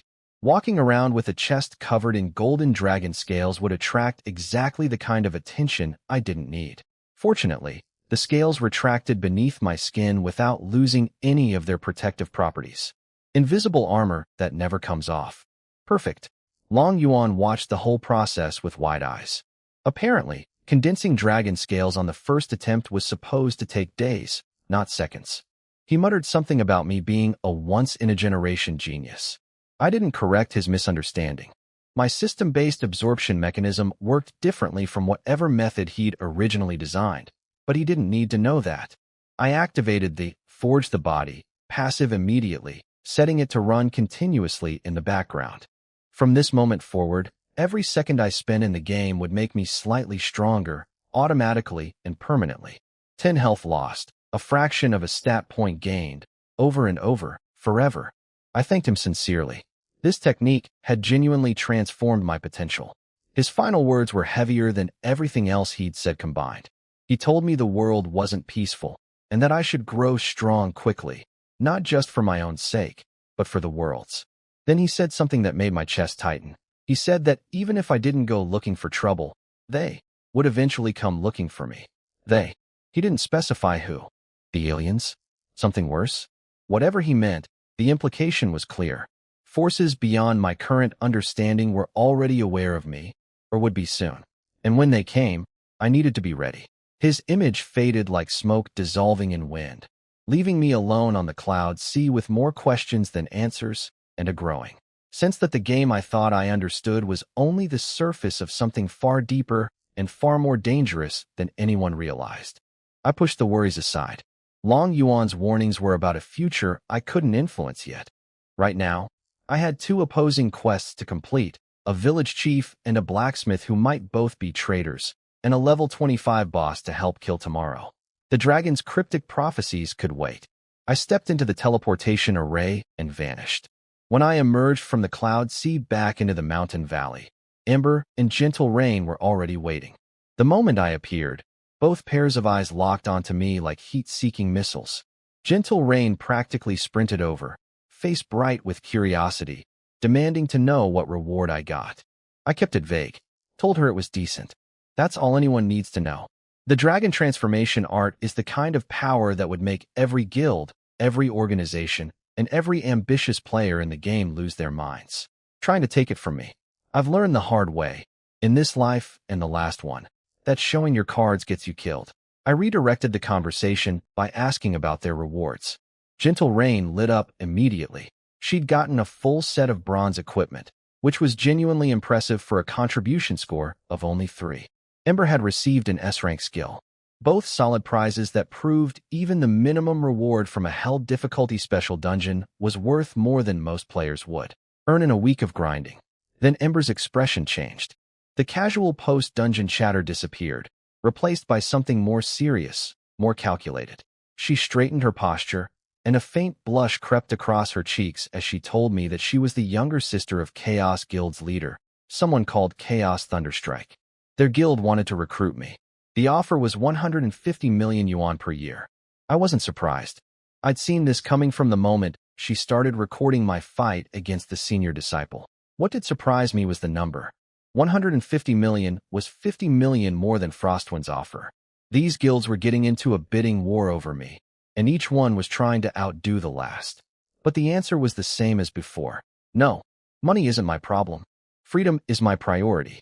Every minute I spend serving a guild's agenda is a minute I'm not spending preparing for the catastrophe that will reshape this entire world in less than a year. No salary, no matter how astronomical, is worth trading away the time I need to get strong enough to survive what's coming. And honestly, with my talent and my knowledge of the future, earning that kind of money independently isn't even difficult. I told them I preferred working alone and wasn't interested in joining any organization. But I left the door open for future cooperation, jobs like today's dungeon run, where our interests aligned and everyone benefited. Partnerships without chains. Gentle Rain looked disappointed. Ember accepted it more gracefully, though I could tell she wasn't giving up entirely. Then she asked if we could at least add each other as friends. She promised they wouldn't leak my identity information. I thought about it for a moment. In my past life, I'd known Li Shinro. That was Ember's real name. She was my junior at the same university. She was straightforward, reliable, and not the type to betray someone's trust. Having a connection to Chaos Guild could also be useful. They might stumble across dungeons or opportunities that I wouldn't find on my own. Despite being a reborn player, my knowledge of the previous timeline isn't complete. There are gaps, forgotten details, events I wasn't present for. Having allies who can fill those gaps has genuine strategic value. There was also a practical defensive consideration. I'd made a real enemy in Mad Dragon, and his family owns the Blizzard Group, one of the top 100 corporations globally. If he decided to come after me in the real world rather than just in the game, having connections to another powerful organization could provide a safety net. So I accepted the friend request. When my ID appeared on her screen, she laughed. Night Emperor. She said the name suited someone of my current status. I didn't know how to respond to that, so I just stood there awkwardly, which she seemed to find even funnier. They said their goodbyes and left. Gentle Rain kept turning around to look back at me as Ember dragged her away. Despite not recruiting me, Ember seemed satisfied. She'd accomplished something that even Frostwind's Vice President Night hadn't managed. She'd gotten onto my friends list. I shook my head and stepped into the teleportation array to head back to the Dark Spirit Turtles. But before I could even crush a teleport scroll, a message notification popped up. From Ember. She'd literally just walked away 30 seconds ago. I opened it, expecting maybe a follow-up question about the dungeon or a business proposal. Instead, I found a message introducing herself by her real name, Lee Shinro, mentioning that she attended Chin University nearby and suggesting we grab drinks sometime. Below the text was a photo. I glanced at it and nearly choked. She wasn't wearing anything provocative, just a simple athletic outfit, casual and relaxed. But the girl in the photo was genuinely stunning. Tall, proportioned like an athlete, with a bright smile and long hair falling loosely past her shoulders. The kind of image that teenage boys would save to their phones and guard with their lives. So this was the strategy. If money couldn't recruit me, try personal charm. The beauty trap. Classic move, executed with zero subtlety and maximum effectiveness. I had to admire the directness, even as I rolled my eyes at how transparent it was. I saved the photo. Why? No comment. I sent back a single response, 3 dots, and closed the chat. Somewhere in a villa near the university, I later learned that Shinro was sitting on a couch with her face buried in her hands, asking Gentle Rain, whose real name was Lu Euro, whether sending the photo had been too forward. Euro, being Euro, told her she should have sent a bikini shot instead and that she was being too conservative with a catch like me. Shinro nearly exploded from embarrassment. I knew nothing about any of this. I was back at the Dark Spirit pool, methodically slaughtering turtles, stacking my talent, watching my stats creep higher with every trigger. The Dragon Transformation Arts passive was already running in the background, silently adding permanent health every second. Then a notification I didn't expect appeared. The system informed me that I was the first player to kill 10,000 monsters of the same type in a row. For this achievement, I received a title, Perseverance Emperor. Titles are extraordinarily rare in this game. Even boss first kills don't award them. In my past life, the first player to earn any title had to complete 100 separate boss first kills to get one. And here I was, still in the starter village, with a title already attached to my name. I stared at the notification and smiled. Every hour I spent grinding in this starter village, every turtle I killed, every stat point I stole, it was all building towards something. Tomorrow, the village chief would march to Fire Mountain to confront Alpheus. And I would be there, strong enough to kill them both and claim every reward that this village had left to give. The turtles kept spawning. I kept shooting. The numbers kept climbing. The title announcement went out across the entire server, hidden name as always. Perseverance Emperor, the first title earned by any player in the game. I checked the details. It was a normal grade title with a simple but perfect effect, plus 1% maximum health. On most players, 1% would be trivial. On me, with health approaching 350,000, it was an immediate boost of several thousand hit points. And it would only grow larger as my health continued climbing. I equipped it instantly, but hid the visual effects. No need to advertise. The server went wild, of course. Players couldn't understand how someone had already earned a title when even boss first kills didn't award them. In my past life, the first title wasn't earned until someone completed 100 separate boss first kills. Getting one before even leaving the starter village was unprecedented. Some people were confused about why I was still in the starter village at all. I'd hit level 10 yesterday morning. By normal logic, I should have been in the main city hours ago, grinding higher level content, accessing better resources, taking on bigger quests. A few guild leaders were actually starting to doubt whether I was a skilled player at all. Maybe I was just lucky, they figured. Maybe I didn't know that staying in the starter village was a waste of time. Mad Dragon, who had apparently just reached level 10 himself and finally escaped to the main city, was thrilled. He was convinced I was an idiot who didn't understand the game. He thought I was wasting away in the starter village while he would gear up in the city and eventually come back to crush me. The delusion was almost impressive in its consistency. None of them understood what I understood. None of them knew about the village chief's ultimate quest, the blacksmith's opposing quest, or the dragon technique I was using to permanently increase my stats every second I stayed online.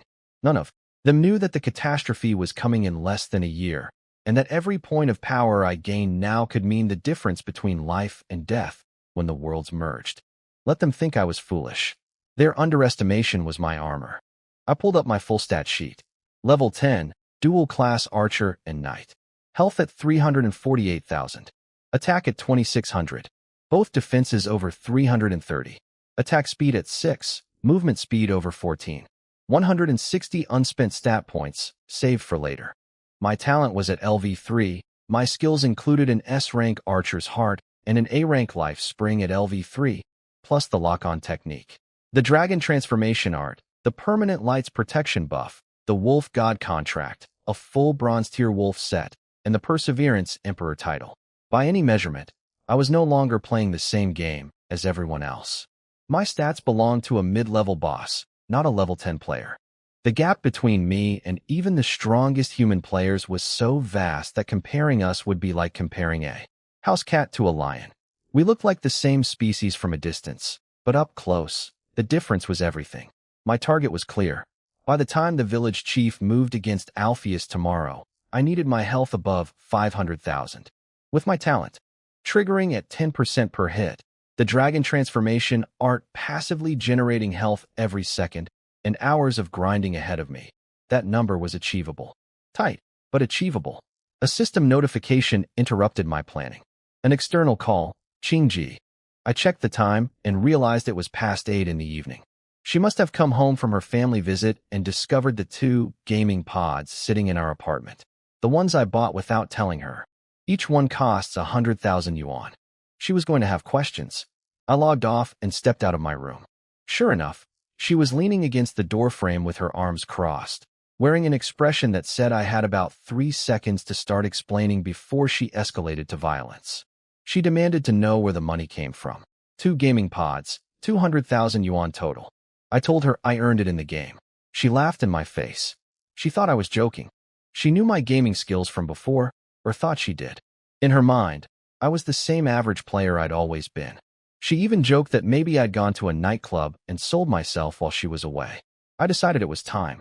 I'd been planning to tell her eventually anyway, since we'd be playing together going forward. Keeping the secret would just create unnecessary complications. I spread my hands in the most dramatic gesture I could manage and told her straight. I wasn't pretending anymore. I was the anonymous player. The one who'd been dominating the server announcements, killing bosses solo, clearing hell difficulty dungeons, and turning down 100 million yuan offers from the biggest guilds in the city. She didn't believe me. Not even a little. She said if I were really that legendary anonymous player, she'd massage my shoulders for an entire month. The confidence in her disbelief was absolute. She knew me too well, or thought she did. So I showed her my bank balance. 766,000 yuan. Her eyes went wide enough that I could see the whites all the way around. She swore out loud, which she almost never does. She knew exactly how much money I had before the game launched, which was essentially nothing. 70+ million extra yuan doesn't appear from nowhere, and it definitely doesn't come from selling yourself at nightclubs. Then the real shock hit her. She asked if the rumors about me rejecting Frostwind Guild's 100 million yuan offer were true. I confirmed it with a shrug. She looked like she needed medical attention. The girl who'd been teasing me 30 seconds ago was now staring at me like I'd grown wings. I told her not to worry about the money. With my current abilities, earning that amount was easy. What mattered wasn't wealth, it was strength. The game was far more important than she realized. She asked what I meant. I told her she'd understand eventually. I wasn't ready to explain the catastrophe yet. That conversation required more preparation than a casual hallway chat. She stared at my back as I walked away, and I could feel her gaze carrying a weight it hadn't before. Something in how she saw me had fundamentally shifted. The roommate she'd been looking after, the ordinary guy she'd bought a game helmet for, the person she'd been casually teasing. For years, he wasn't who she thought he was. Not anymore. I showed her how to use the gaming pod. It was simple. Lie down, iris scan done. Her account transferred automatically from the old helmet. She logged in immediately, energized by some new competitive fire. If I was that strong, she wasn't going to be dead weight. That stubbornness was one of the things I'd always admired about her. Once she was settled, I climbed back into my own pod. The blacksmith's 12-hour timer was up. My Godslayer bow, upgraded to gold tier, the first gold rank weapon in the entire game, was ready for pickup. Time to see what a divine artifact looked like when you gave it real materials to work with. I logged back in and headed straight for the blacksmith shop. Lee the blacksmith was waiting for me with a knowing smile. He reached into the back and pulled out a dark-colored longbow, telling me the upgrade was complete. Then he added something I wasn't expecting, There had been a little bonus during the forging process. Some extra quality that wasn't originally planned. I wasn't naive enough to think this was pure generosity. He wanted me to kill the village chief for him. Making my weapon stronger increased his chances of that happening. But I didn't care about his motivations. A stronger weapon was a stronger weapon, regardless of why it was given. The stats appeared before my eyes, and I nearly lost my composure. The Godslayer bow at gold tier was absolutely monstrous. 2500 attack power, 500 more than a standard gold longbow would provide. 5.0 attack speed, 10% critical rate, 10% lifesteal, and a special effect called Heartseeker that gave every normal attack a chance to steal 3 points of movement speed from the target. That last effect was devastating for kiting. If it triggered, the speed gap between me and my target would swing by 6 full points, 3 stolen from them, effectively added to my advantage. That's equivalent to strapping on an extra pair of bronze boots mid-combat. The attack speed alone justified everything I'd gone through to get this weapon. 5.0 from a single equipment piece was unprecedented. Combined with my existing speed bonuses, my arrows would fly so fast they'd blur into continuous streams of light. I thanked the blacksmith and left quickly. I couldn't afford to linger around someone who might be working with the alien invaders. The truth was, I still couldn't tell which side was lying. The village chief who called Alpheus a traitor, or the blacksmith who said the chief was the real puppet. In my past life, I never learned the answer because I left the starter village too early, like everyone else. Both of them could be guilty. Both of them could be innocent. Until I knew for certain, keeping my distance from either one was the safest play. Outside the shop, I equipped the bow. My attack power jumped from 2600 to 4700. I stared at that number for a moment, letting it sink in. 4700 attack on a level 10 character. That wasn't a player stat. That was raid boss territory. I'd lost the Wolf Set's 9-piece, Wolf Dance, active ability by switching weapons, but the Godslayer bow's raw stats more than compensated. The lifesteal alone replaced what the set bonus provided, and the attack speed was actually higher. With these numbers, I could stand toe-to-toe with a level 30 silver boss without flinching. The thought would have been laughable 2 days ago. Now it was simple math. The moment I equipped the bow, the equipment leaderboard updated across the entire server. A gold-tier weapon appearing on a board where bronze was still the pinnacle sent shockwaves through every player online. People couldn't believe what they were seeing. Most of them hadn't even touched a bronze piece yet. And here was a gold weapon casually appearing under a hidden name. Some accused me of cheating. Others remembered that the same bow had been listed as bronze tier before and demanded to know how it had jumped 2 full ranks overnight. The conspiracy theories were probably entertaining, but I had no time for them. Mad Dragon, who I learned later had been feeling quite pleased with himself after his guild collectively killed a boss and earned him a bronze longbow, apparently went into another spiral of rage when the gold weapon announcement appeared. His brand new bronze bow suddenly felt like a toy. The mental image of him staring at his equipment with a face like he'd swallowed something rotten brought me more satisfaction than it probably should have. I teleported to Dark Spirit Pool and got back to work. Turtles, arrows, talent triggers. The same routine I'd been running all day, but now with dramatically higher damage. Each arrow carved through the turtles' defenses like they were made of paper. The true damage from my health passive had climbed past 6,000 per hit. Combined with my physical damage cutting through their armor at over 1,300, each turtle melted in seconds. 6 more hours of grinding. The results were staggering, even by my standards. Over 1,100 talent triggers. Attack up by 90 points. Both defenses up by 30. And health, my primary obsession, the foundation of everything my build was designed around, had exploded upward by nearly 100,000 points. The Dragon Transformation Art's passive ticking away in the background contributed significantly, adding permanent health every single second without any input from me. Between the talent steals, the passive growth from life triggers, and the Dragon Art, my health was climbing at a rate that would have seemed impossible even yesterday. With the Wolf God contract's 10% bonus applied, my total health reached 450,000. That number put me in the same league as level 20 bronze bosses. Some of them actually had less health than I did. I was a level 10 player with the survivability of a mid-tier boss monster. I also picked up 55 ordinary equipment drops, 1 black iron piece, and 12 low-level skill books. Small change individually, but the gold from selling them added up. Every coin mattered when the game's economy was about to get much more expensive. Just as I was reviewing my gains and mentally preparing for tomorrow's confrontation, I felt something. A presence in the darkness beyond the turtle's spawning area. Not a monster, something intelligent, something watching.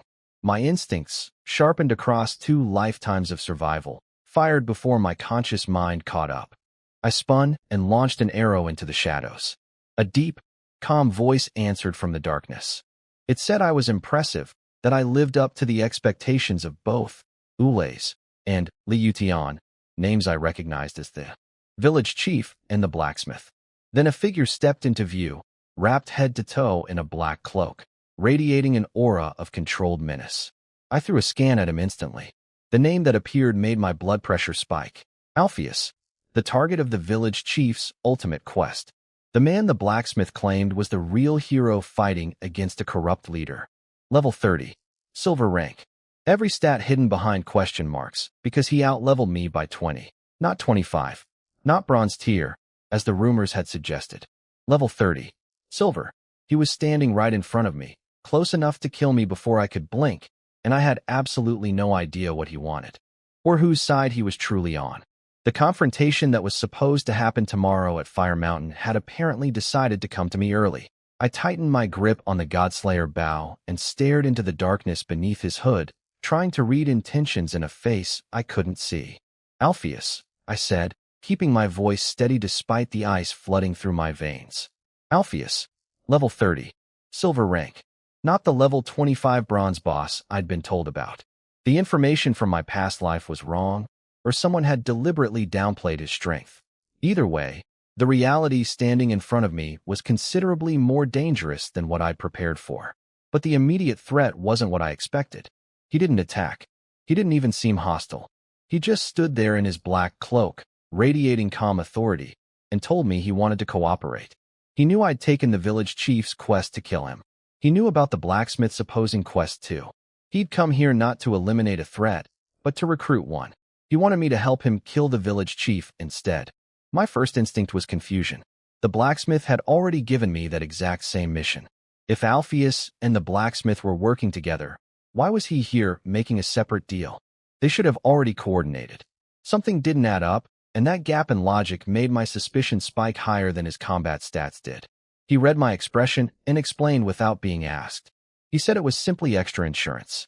He'd originally dismissed the idea that any player could pose a real threat to him.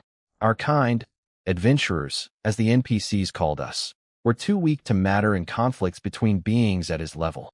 But my growth rate had given him pause. Watching me go from nothing to gold-tier equipment and hundreds of thousands of health points in 3 days had apparently made him nervous enough to come find me personally. Fair enough. At least that explanation was honest. And it told me something valuable. He was scared. Not of me specifically, but of the uncertainty I represented. A variable he couldn't fully predict or control. That fear gave me leverage, and I intended to use every drop of it. I asked what he was offering. He said that on top of whatever the blacksmith had already promised me, he'd also give me the village chief's reward if I helped eliminate the old man. In other words, he was promising me everything from both sides. I almost laughed out loud. Did he think I was stupid? If I killed the village chief myself, I could claim the chief's quest reward directly. I didn't need Alpheus to hand it to me. He was essentially offering me something I could already take on my own and calling it generosity. An empty promise wrapped in confident packaging. So I decided to squeeze him. I told him I'd been leaning toward helping the village chief. After all, a God rank skill enhancement book was worth far more than the blacksmith's 500 stat points. If he wanted me to switch sides, he'd need to offer something real, not just verbal guarantees about rewards I could get without his help. His expression shifted. I could tell he hadn't expected pushback. He'd walked in assuming his status as a silver rank NPC would intimidate a level 10 player into compliance. Instead, he was getting negotiated with like a merchant at a street market. I pushed harder. I told him that if the village chief came to me with the same offer, matching the opposing side's reward on top of his own, I'd have no reason to choose Alpheus. At least the chief's reward was backed by an actual system quest with guaranteed payout. What Alpheus was offering was just words. Verbal promises from someone who might not even be alive tomorrow to honor them. He went quiet for a moment. I could see the internal struggle playing out behind his eyes. He wanted to threaten me. Every instinct in his body was probably screaming at him to grab me by the throat and remind me of the 30-level gap between us. But he couldn't afford to. He needed me. And he knew that if he antagonized me now, I might throw my full weight behind the village chief tomorrow out of pure spite. I asked for 500 free stat points, delivered immediately. Not as a future promise. Right now, before I agreed to anything. His face twitched. 500 points was an enormous amount. But he recovered and admitted he couldn't actually grant stat points. As someone who existed outside the village's authority structure, he didn't have the system permissions to issue quests or distribute player rewards. That was an honest limitation, and I believed him. So I adjusted my demand. Fine, no stat points. How about a gold-tier piece of equipment instead? Just one. Surely a level 30 silver rank being had something like that lying around. He looked at me like I'd asked him to hand over a kidney. He told me there weren't even 3 gold-tier items in the entire starter village region. Where exactly did I expect him to conjure one from? I was starting to wonder if this guy had come to negotiate with literally nothing in his pockets. No stat points, no equipment, no system authority. What did he actually have to offer besides hot air and desperate promises? He must have sensed my patience evaporating, because he reached into his cloak and pulled out a small jade-green box. Inside sat a single red pill, glowing faintly with inner warmth. The system identified it as an eruption pill, crafted by some renowned alchemist from a place called Cloud Ridge City. The effect was straightforward. 50% boost to all 3 primary stats, attack, defense, and health, lasting 1 full minute. 50% of all stats for 60 seconds. I ran the numbers immediately. With my current health at 450,000, a 50% boost would push me past 675,000 temporarily. My attack would jump from nearly 5,000 to over 7,000. My defenses would cross 500. For 1 minute, I'd essentially become an entirely different class of being. Against someone like the village chief, whose strength I couldn't even estimate, that kind of temporary power spike could be the difference between victory and death. Normally, I wouldn't have been impressed by a consumable buff item. The main cities sell weaker versions of these starting at the 2nd tier. But those only boost single stats by flat amounts for less than 30 seconds. A percentage-based boost to everything for a full minute was genuinely rare. This was clearly something Alpheus had been saving to use against the village chief himself. I accepted it, not because I trusted him, and not because I felt bound by any deal, but because that pill was genuinely useful, and he had nothing else worth taking. I told him with a straight face that I'd absolutely help him kill the village chief tomorrow. Cross my heart. Hope to die. Lightning strike me down if I break my word. Of course, what I didn't mention was that after helping the chief kill Alpheus first and collecting that quest reward, I planned to turn around and kill the chief too, collecting the blacksmith's reward as well. And somewhere in between, I'd use this pill to make sure I had the firepower to pull it off. Alpheus seemed relieved. He didn't linger, probably worried I'd think of something else to demand if he stuck around too long. After we briefly discussed tomorrow's plan, he vanished into the shadows as silently as he'd appeared. I stood there for a moment, turning the jade box over in my hand, thinking about what had just happened. Then a wonderfully devious idea crossed my mind. If Alpheus had come to me offering bribes out of fear, wouldn't the village chief do the exact same thing if I played my cards right? After all, the old man had to be nervous too. He knew his enemy was a silver rank powerhouse. Any extra help he could secure would be worth paying for. Both of them were going to die tomorrow regardless. Before that happened, I might as well shake them both down for everything they had. Call it a farewell tax. I turned and started heading back toward the village. Time to pay the chief a visit and see what else I could squeeze out of this situation before the whole thing went up in flames. I headed straight to the village chief's house. The old man was surprised to see me show up unannounced, but when he noticed how much stronger I'd gotten since our last meeting, his expression shifted to one of genuine satisfaction. A stronger ally meant better odds for his fight tomorrow.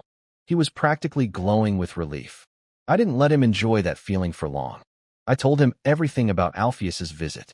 Well, not everything exactly. I exaggerated certain parts, especially the reward Alpheus had offered me.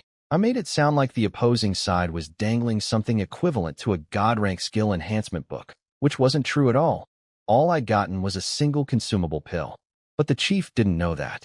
The point wasn't accuracy. The point was leverage. My message was simple. I'm in a difficult position. Both sides are making me generous offers. I want to help you, chief, I really do. But you have to understand, I'm just an adventurer. I don't belong to this world. Your internal politics, your grudges, who's really working with the aliens. Honestly, I don't care about any of it. What I care about is what I walk away with when the dust settles.